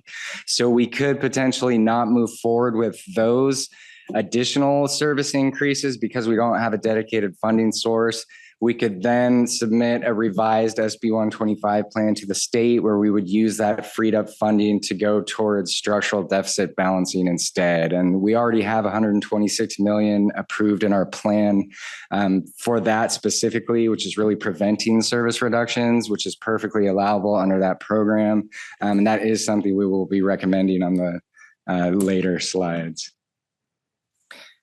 Another short-term solution that we've identified is that we could explore the off-ramp provisions of the Innovative Clean Transit state mandate. So this mandate requires that large transit agencies have 50% of their new bus purchases be zero emission buses after January 1st, 2026. It's currently a 25% requirement. So we already have been purchasing zero emission buses according to a mandate, but it increases to 50 on January 1st, 2026. And then that requirement increases to 100% starting on January 1st of 2029. And so one of the challenges that this ruling has posed is that the zero emission buses on average cost 40 to 50% more than their CNG equivalents, and they also have a lower range. For most of our routes, it's not an issue, but once we get to that 100% requirement, some of our longer routes, it might not be a one-for-one replacement, which could lead to needing to purchase more vehicles through our capital budget. Worth mentioning here that MTS did purchase zero emission buses above and beyond the minimum requirements of the ICT. Specifically, we purchased 25 vehicles above those minimum requirements. By doing so, we generated 25 credits as early adopters. And so we can use those credits to reduce the purchasing requirements in future years. So that is something we have at our disposal. Also significant, and probably more significant in terms of cost, is actually the capital needs that are required to support the ICT. So we have 5 existing bus divisions that need to be outfitted with charging infrastructure in a variety of phases. Overall, that is estimated to cost between 500 and 600 million in total. That is over about 15 years in our current 20-year plan. However, phase 1 at South Bay, IED, and KMD, they've already been funded and they will be completed. So what we're going to discuss will not involve dropping any projects in the middle of a phase. We're not going to lose any value to any projects that are currently underway. And then the other significant infrastructure need is that in order to accommodate our existing fleet size and the footprint necessary for the charging infrastructure, we will need to add a new division. And so this project has already been referred to as the Clean Transit Advancement Campus, or CTAC. We've purchased the land, but we would need to construct the facility. And that overall project cost is estimated to be 250 million to 350 million alone. And so specifically what we could look at is delaying the zero emission bus transition plan.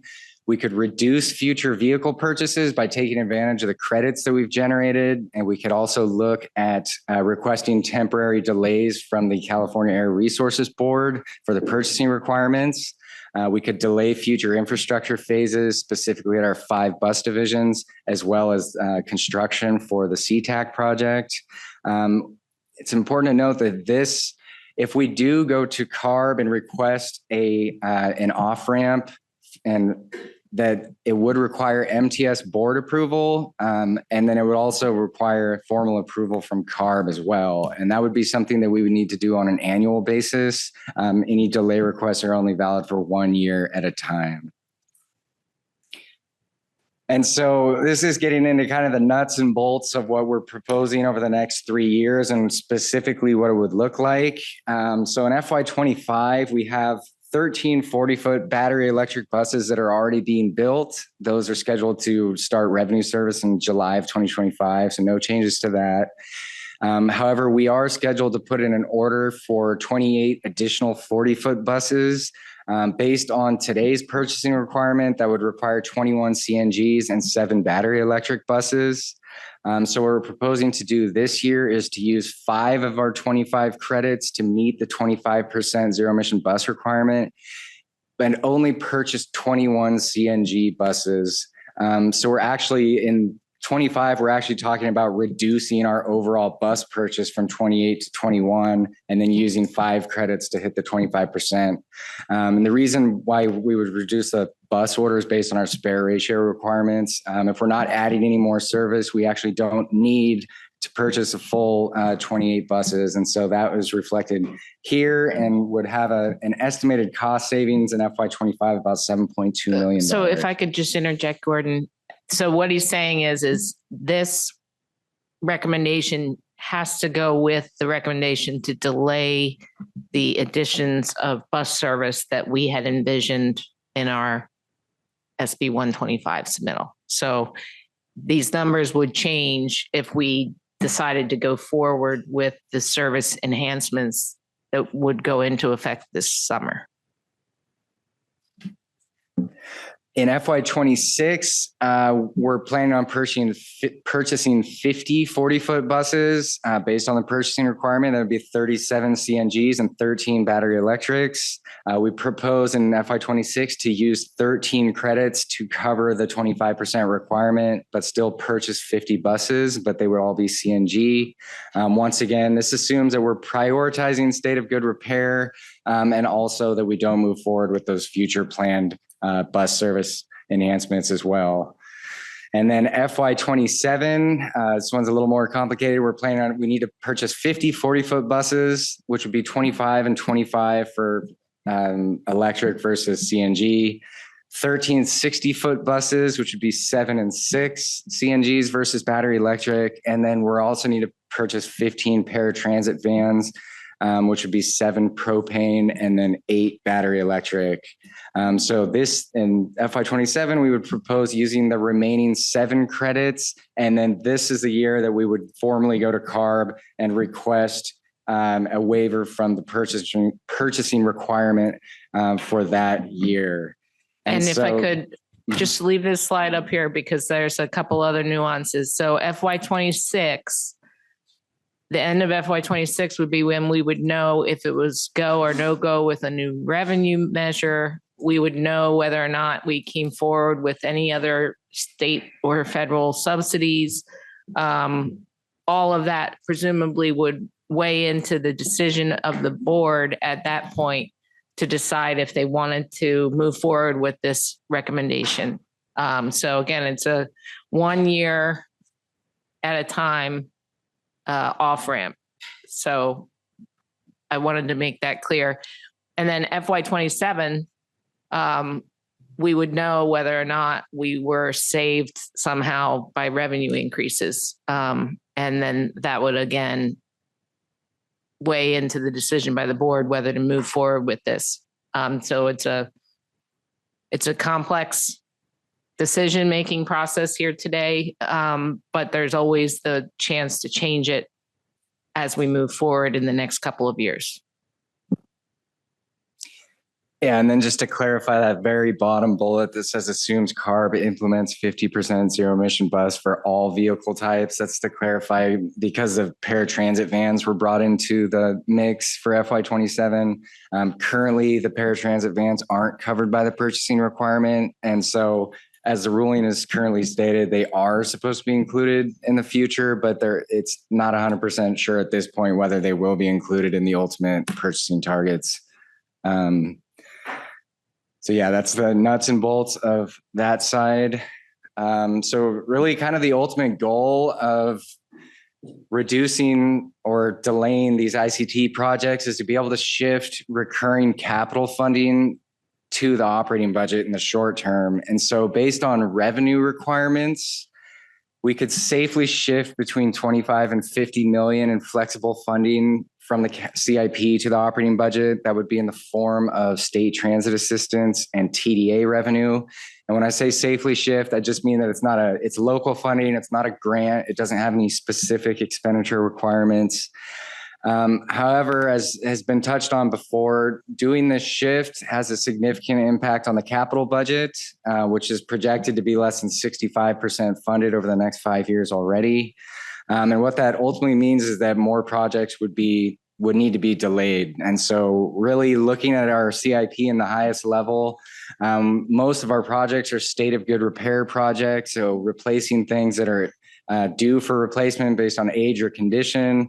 And then the other portion of our CIP is kind of other initiatives, which are highly dominated by the zero emission bus transition projects. And so what we're recommending at this point to prioritize state of good repair is to potentially reduce the project needs or delay the infrastructure investment for some of these ICT projects in the FY26 through FY28 CIP. So we've covered this, but we'd reduce the bus purchases and then delay our charging infrastructure, the later phases at our existing divisions, and then delay CTAC construction.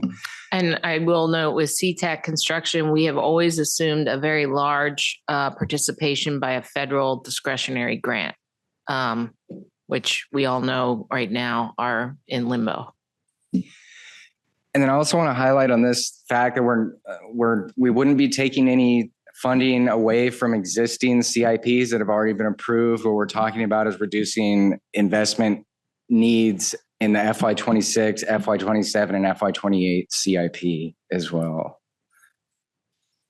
And so that covers our short-term, what we see as the short-term options. Now we'll move on to some of the longer-term strategies, which have already been discussed in more detail in the prior items. So I won't spend too much time on these, but the Transformation Task Force, they've discussed a potential statewide sales tax increase. For that could mean a potential doubling of our TDA revenue, which would be about 140 million per year. That would cover our projected deficit in the short term on an annual basis. However, the timing and the outlook of this is extremely uncertain and can't be part of our fiscal assumptions. Next, do we want to go after a ballot measure in November 2026? The Elevate was projected to generate 300 million per year. We'd need to use a large portion of that to cover our existing structural deficit. That was not part of the Elevate SD proposal, so that marks a change. And we also faced a 2/3 voting requirement. So very tough sell and highly uncertain. And then we did list here that we want to make sure we're exploring the other ballot measure opportunities that have been brought up at the executive committee as well.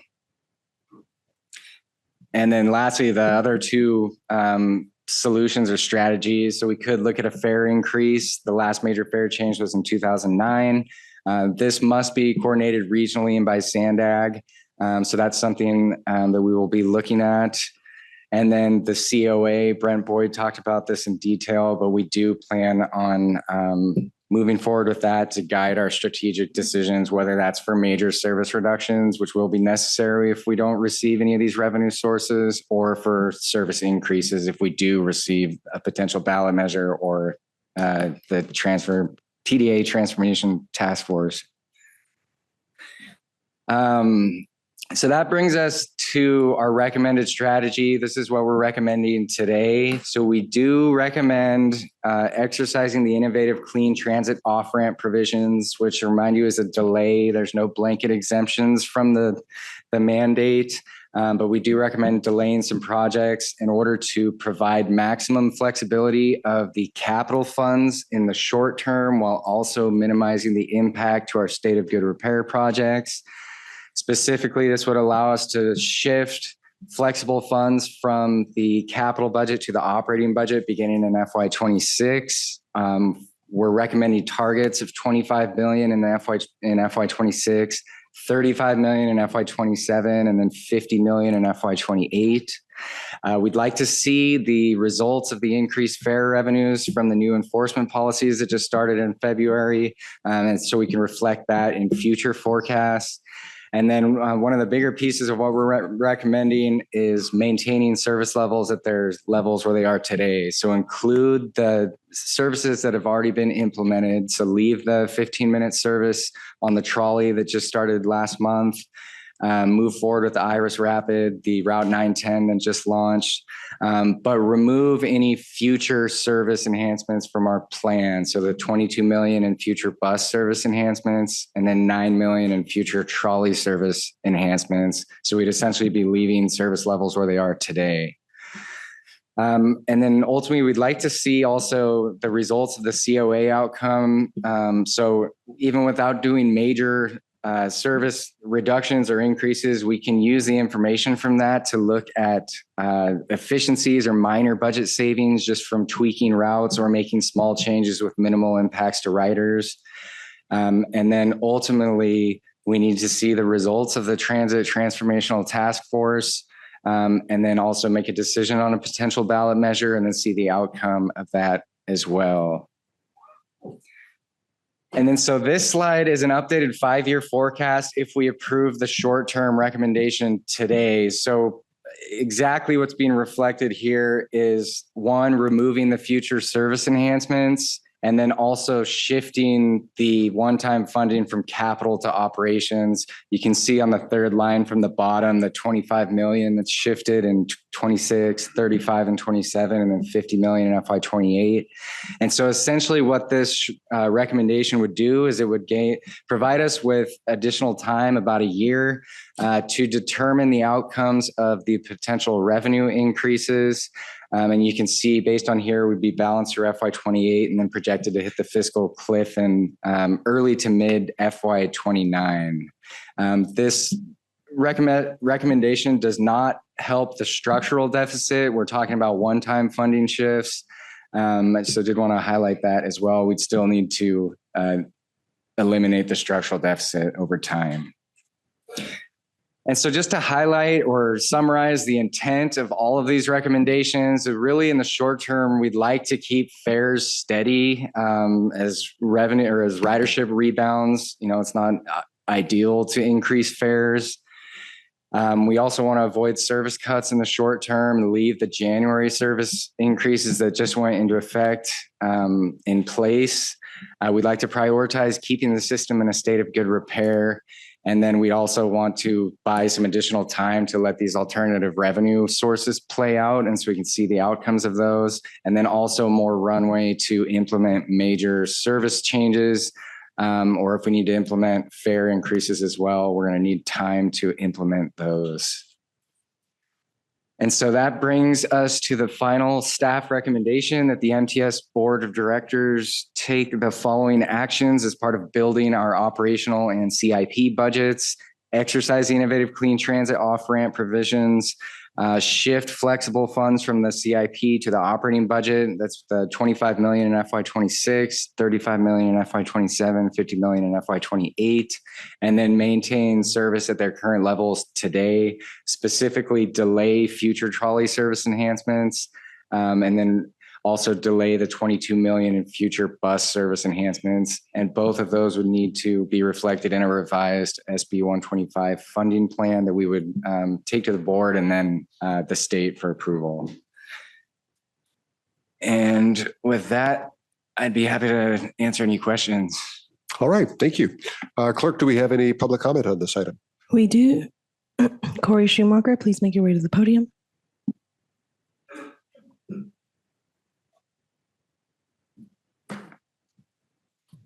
Good morning, board members. My name is Corey Schumacher. I am the policy director of IBEW 569. We represent 3,700 union electricians in San Diego and Imperial counties. We understand the difficult decision that you have today before you. The decision that you make will impact both MTS ridership and the workforce in our region.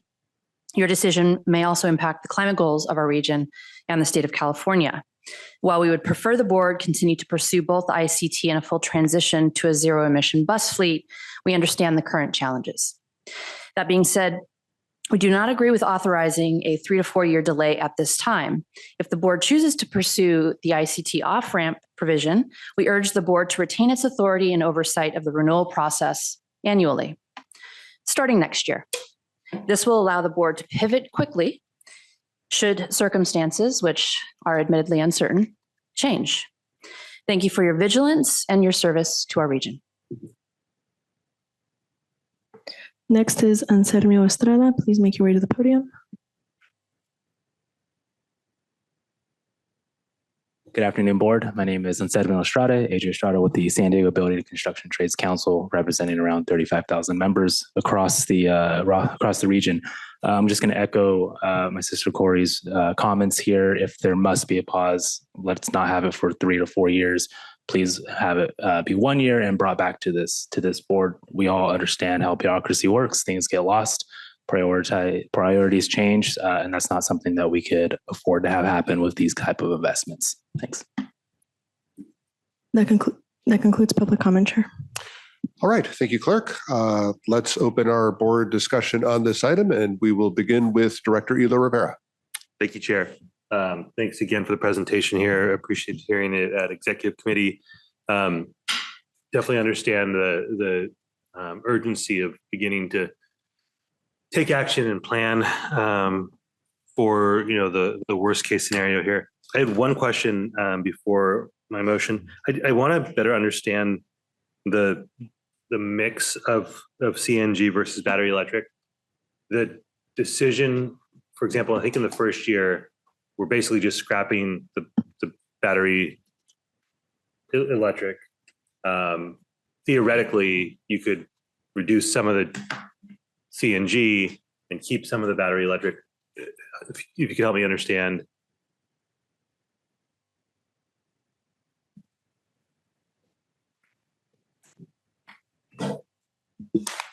Good morning, Mike Wygant, Chief Operating Officer here at San Diego MTS over Transit Services.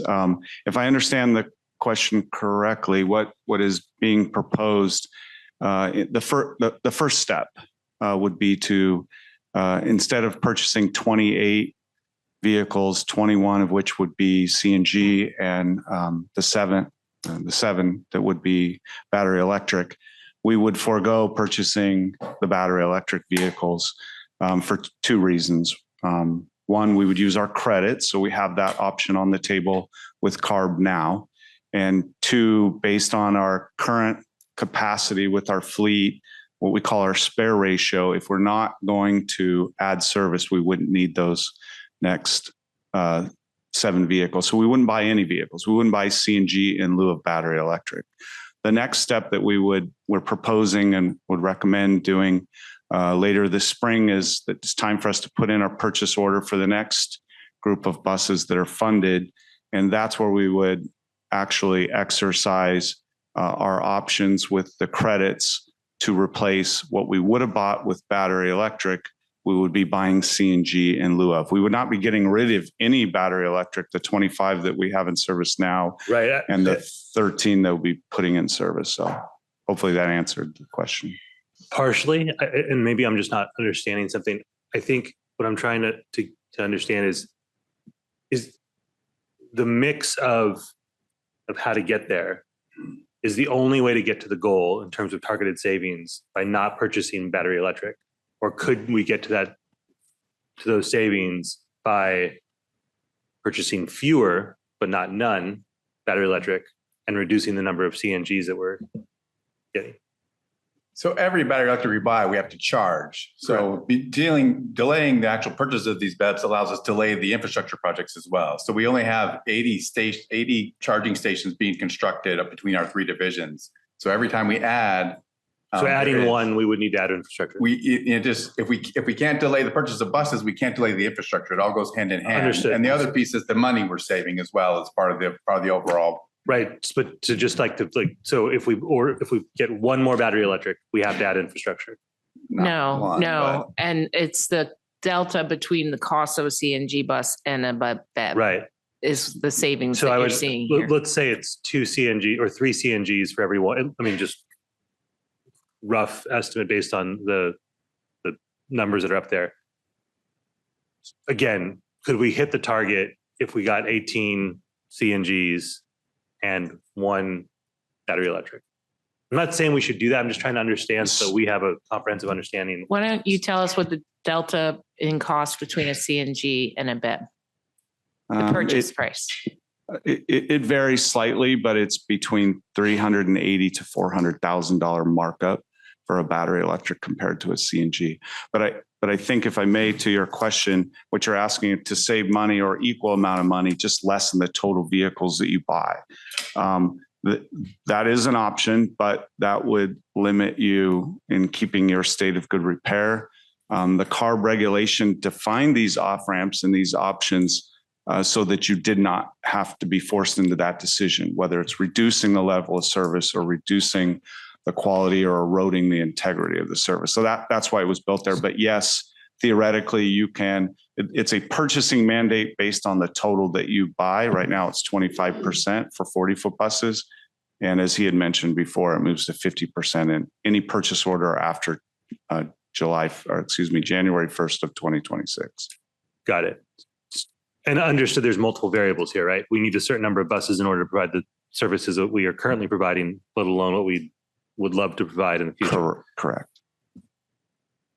And we don't want to keep an older CNG because their emissions profile is higher than a new CNG, which it has the new near zero emission. Correct. Any new engines. CNG that you purchase here would have to be near zero, which has a significant improvement compared to the CNGs that we would be pulling from service that would be either 500,000 plus miles, like we're getting rid of some right now that have 750,000 and usually in the 12-year lifespan. And is it a 1-for-1 for every CNG we're purchasing, we're pulling one off? Correct. Okay. All right. Thank you for helping me understand that. So I'm going to make a motion, if I may, Chair. It's almost identical to what staff recommendation is. The only modification that I'd like to include is ensuring that the board have an opportunity. And it sounds like we didn't hear this in executive committee, but we heard it here today that the board would have to approve the off-ramp provisions each year. But just to make sure there's no misunderstanding there, the motion that I have is to exercise, the first part would be exercise innovative clean transit off-ramp provisions to provide maximum flexibility of capital funds in the short term while minimizing impacts to state of good repair projects for FY 2026, with MTS staff returning to the board for approval to exercise off-ramp provisions for additional years if needed. The remainder of the motion would be consistent with staff recommendation. It's parts 2 and 3 in terms of the shifting of flexible funds and the maintenance of service levels. So that's my motion, Chair. Thank you. I will second that motion, and we will go to Director Bush.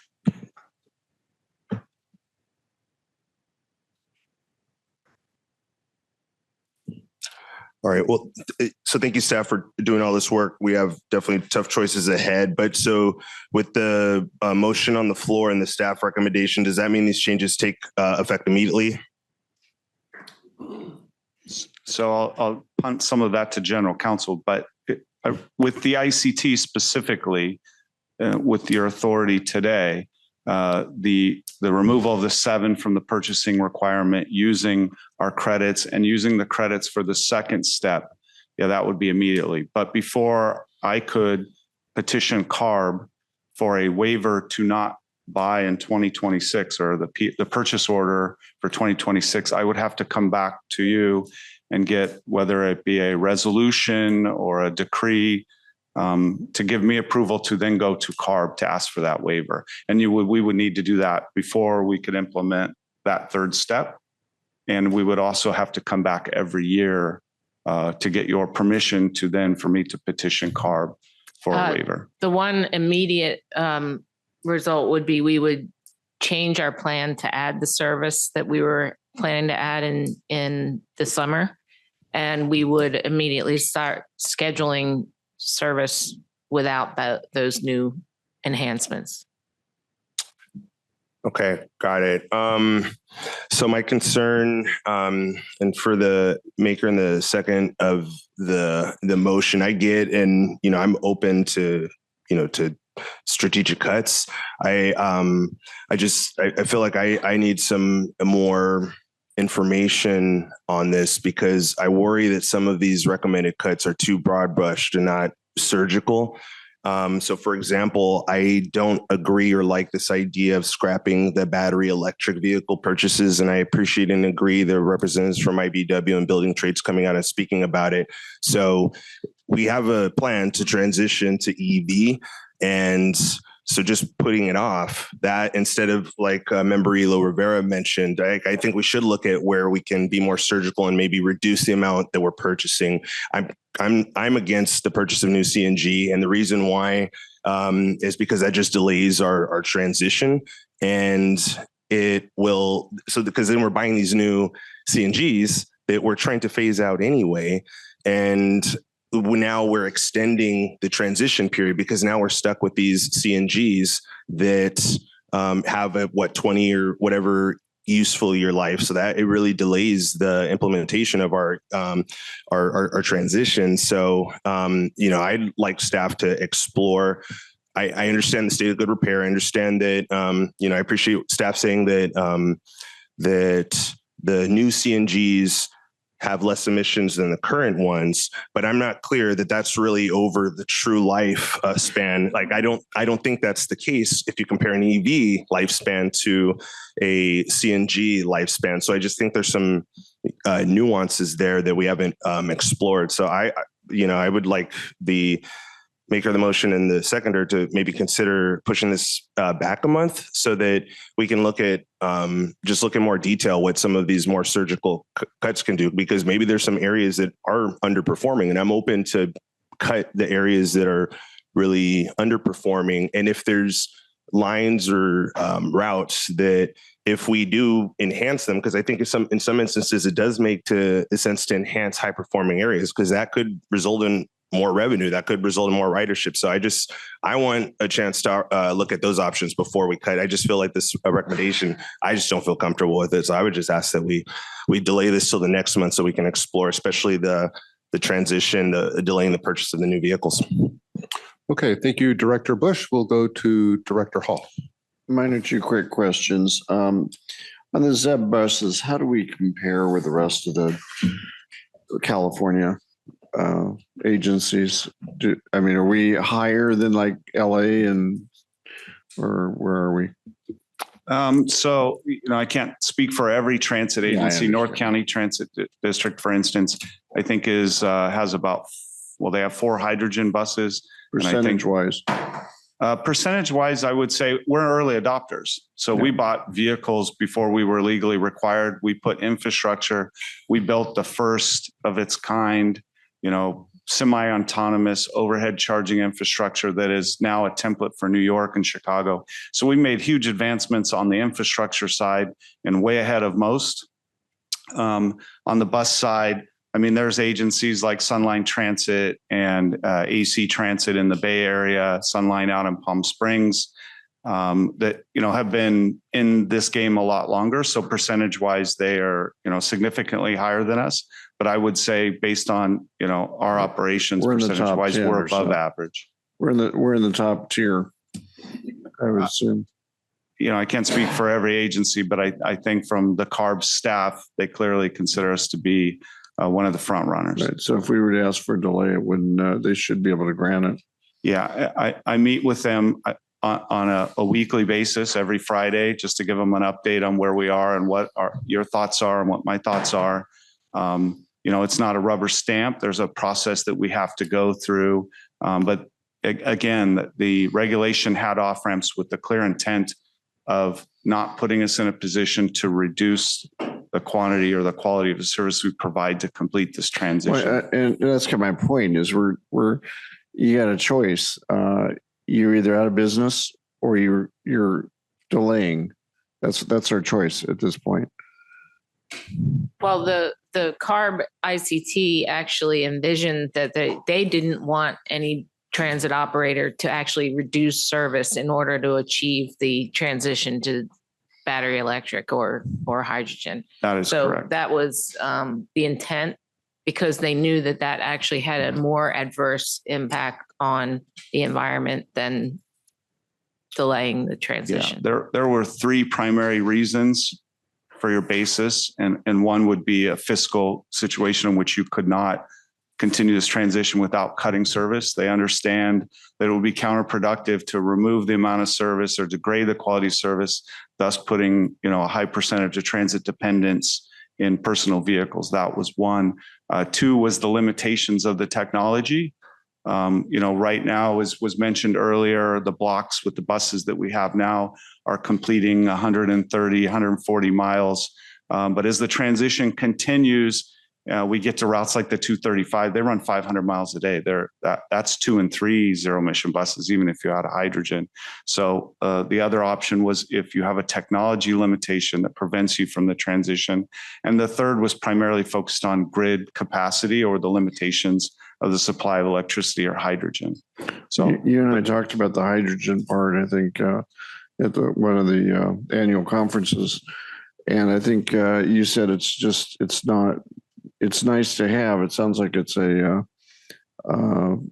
nice little toy, for a better word, but economically it's not worth it right now, correct? Yeah, at a high level right now for MTS, it is not. It would actually add to our burden. There's several barriers with hydrogen, but the two big ones are really the footprint to try to even make it remotely fiscally responsible. And when I say that, I mean, we're talking 3 times the operating cost that we would run for electric or CNG.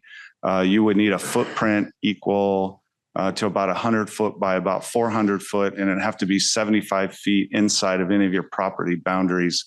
Obvious that would be for a 18,000 or 25,000 gallon above ground storage. That's the most fiscal way to get hydrogen at that point. And even then, without efficiencies lost, it's about 3 times more expensive. There's other challenges, besides the operating cost and the footprint, that come with hydrogen that can be overcome. There's challenges with battery electric. There's challenges with combustion vehicles. Yeah, we've seen some of the batteries. Right. I guess my answer, and this is, we need to just stop spending. That's normally what happens. And when you get in a budget problem, you stop spending.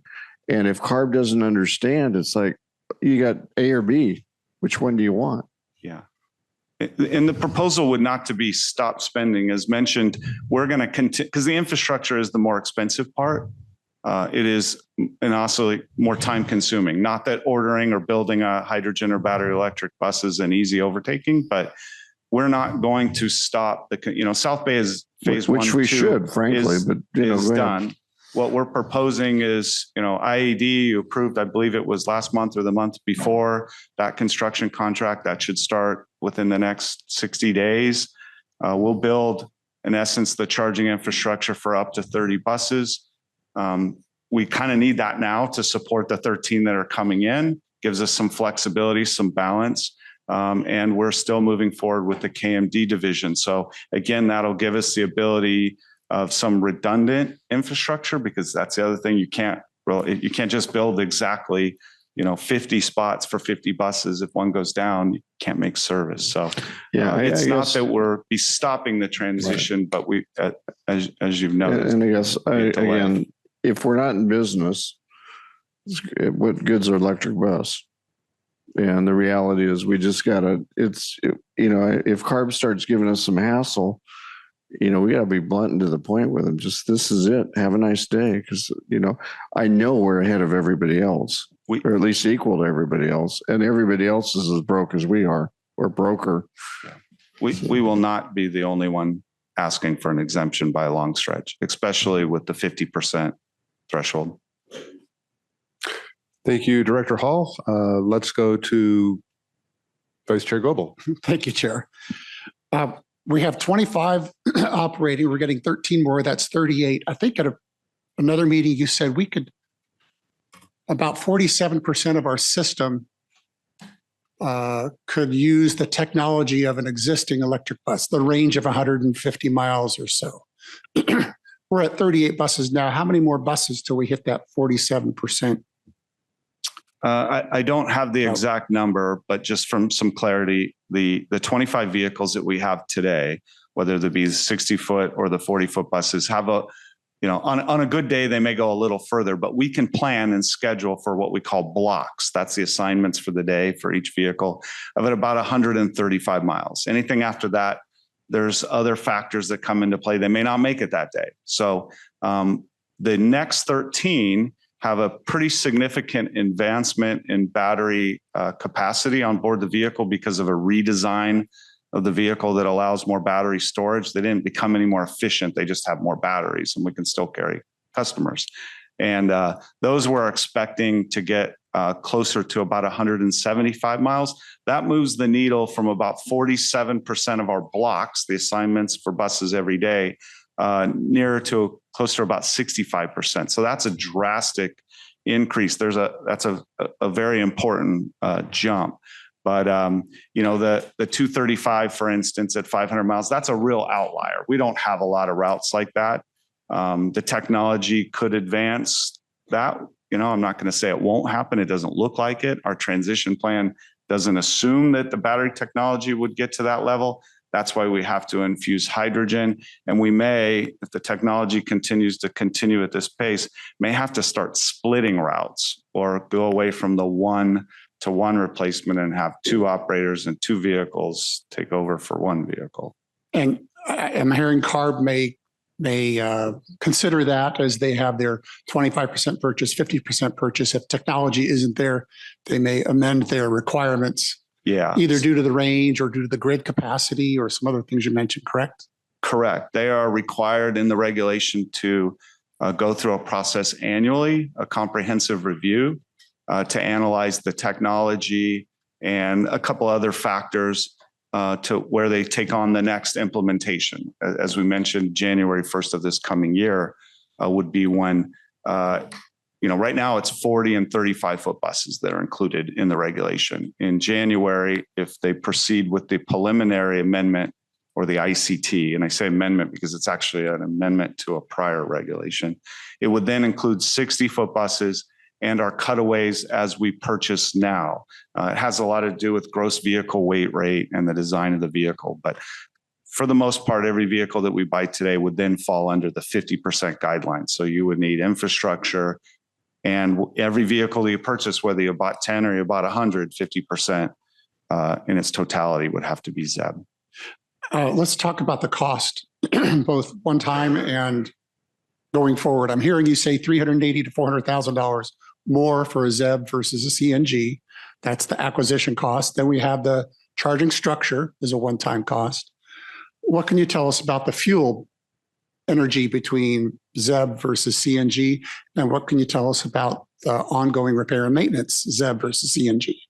That would affect our operating budget. Correct. And we analyze that. We report that out. Later on in the year, you'll get a ZEB performance update to the board, and that'll identify it in detail. But right now, the existing conditions, the range that we get, the vehicles that we have, what we call the operating and maintenance cost of a ZEB, battery electric, compared to CNG is almost parallel.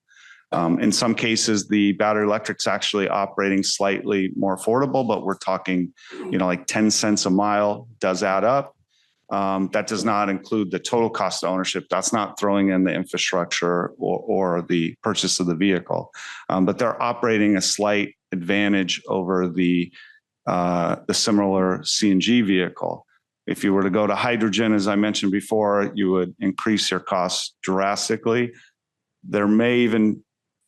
I just wanted to mention, we're not here today asking you to look at or debate whether or not we want to go towards zero emission bus. That's not the purpose of this recommendation. It's really simply to delay a year to achieve a cost savings that we could then use to help us get a little bit more runway for that fiscal cliff. So we will be bringing back, right, a report on our implementation plan.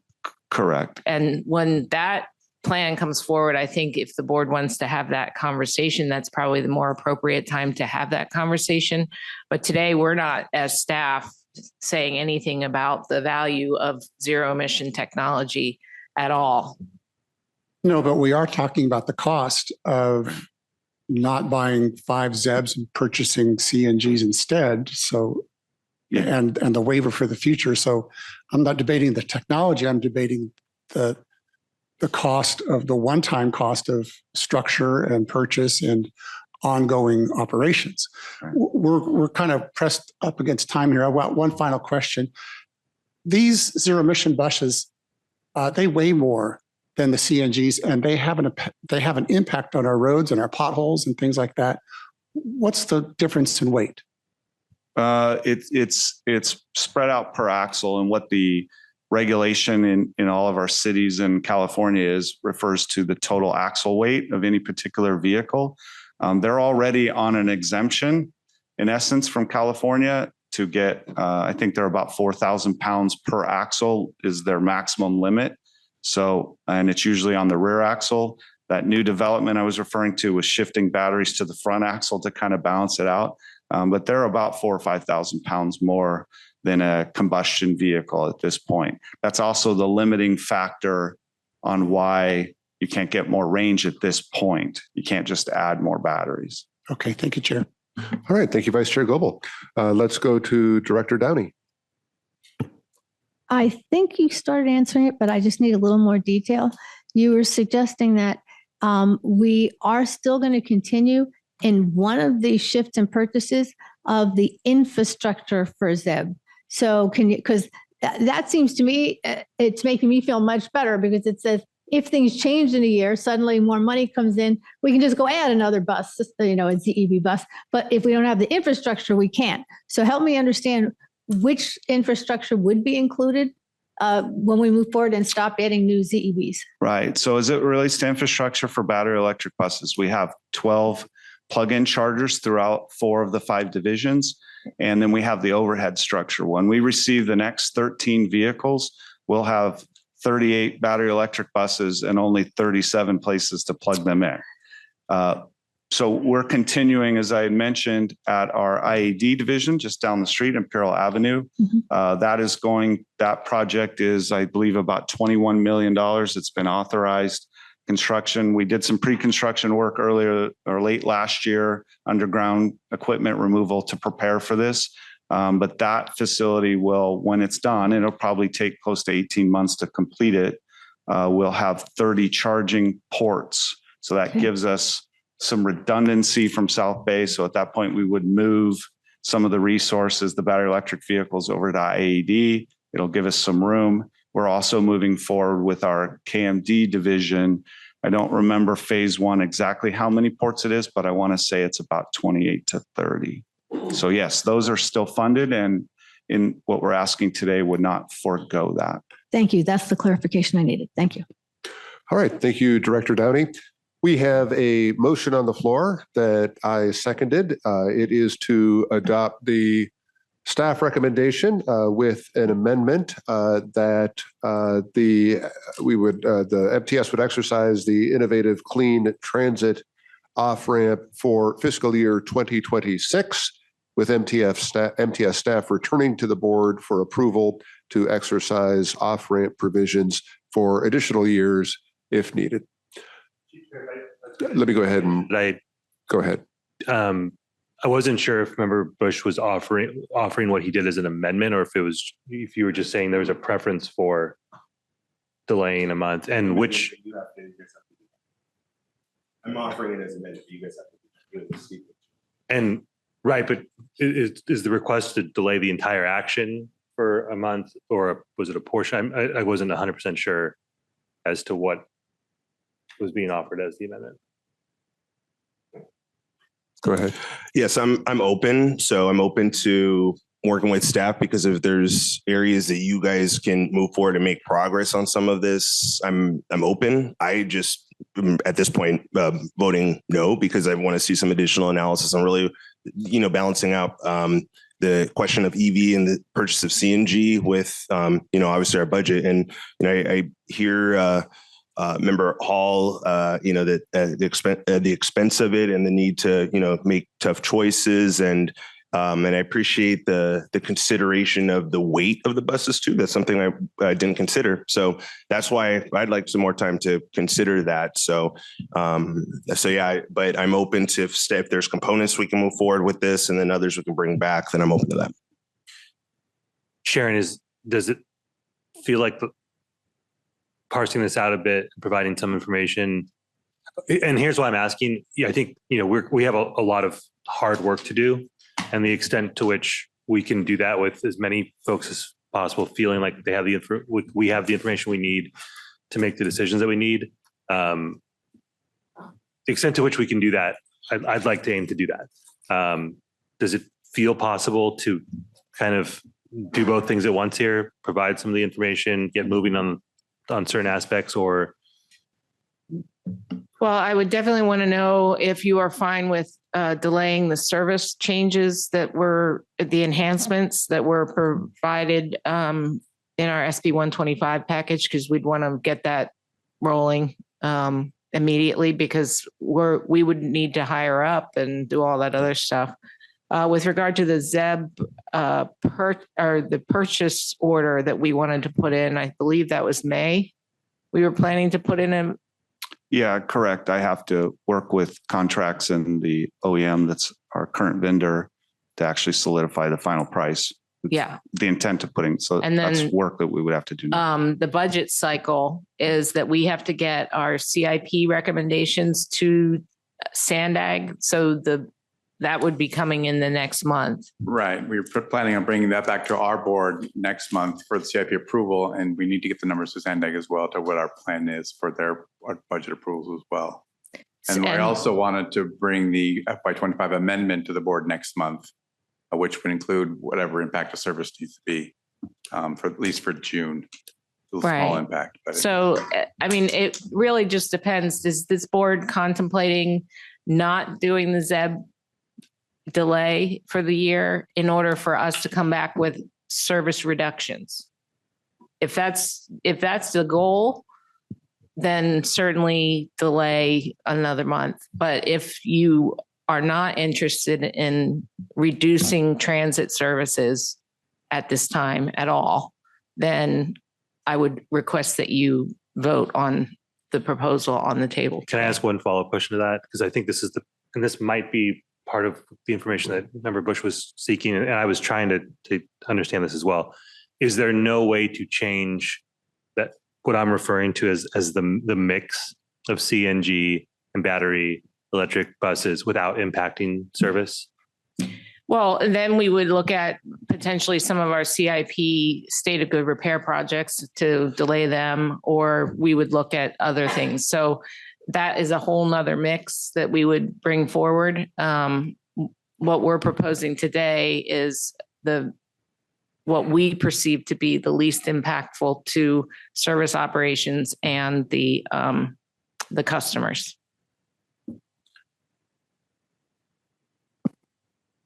Understood. Okay. Chair, do you have thoughts on this? Probably, but I'm sorry to put you on the spot. I'm just no. There's no enjoyment to be taken in trying to address a structural budget deficit. My belief is that this is the best approach. I like the amendment that you made so that it comes back to the board on an annual basis as to whether or not to continue with the off ramp. But I do not want to reduce service right now. I do not want to mess with the CIP or state of good repair. So I think this is probably the right balance that we can revisit on an annual basis. So with that in mind, I think, and understanding and respecting where Member Bush is coming from, I'll move forward with the motion that I made. But I will request though that when the decision is brought to us next year, that we have more runway so that we can understand the kind of the push and pull of what it would mean to, include a few battery electric vehicles in the mix. I'm understanding that there's a lot of variables there that, pushing in one direction, has impacts on another.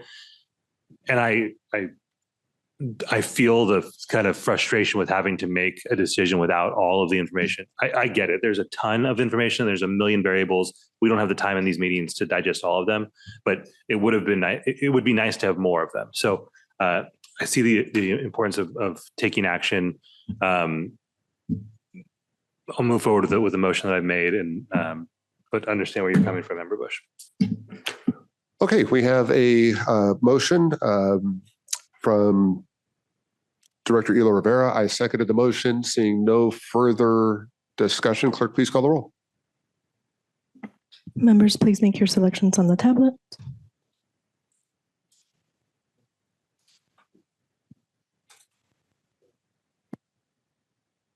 After this is done. The motion passes with 9 members voting yes, 2 members voting no, and 4 members absent. Okay, thank you, Clerk. Director Hall. Given the time, I'd like to see if we can put off item 20 until the next meeting. Item 20 was a item that we docketed at the request of Director Foster. Let me get Director Foster's thoughts on your suggestion.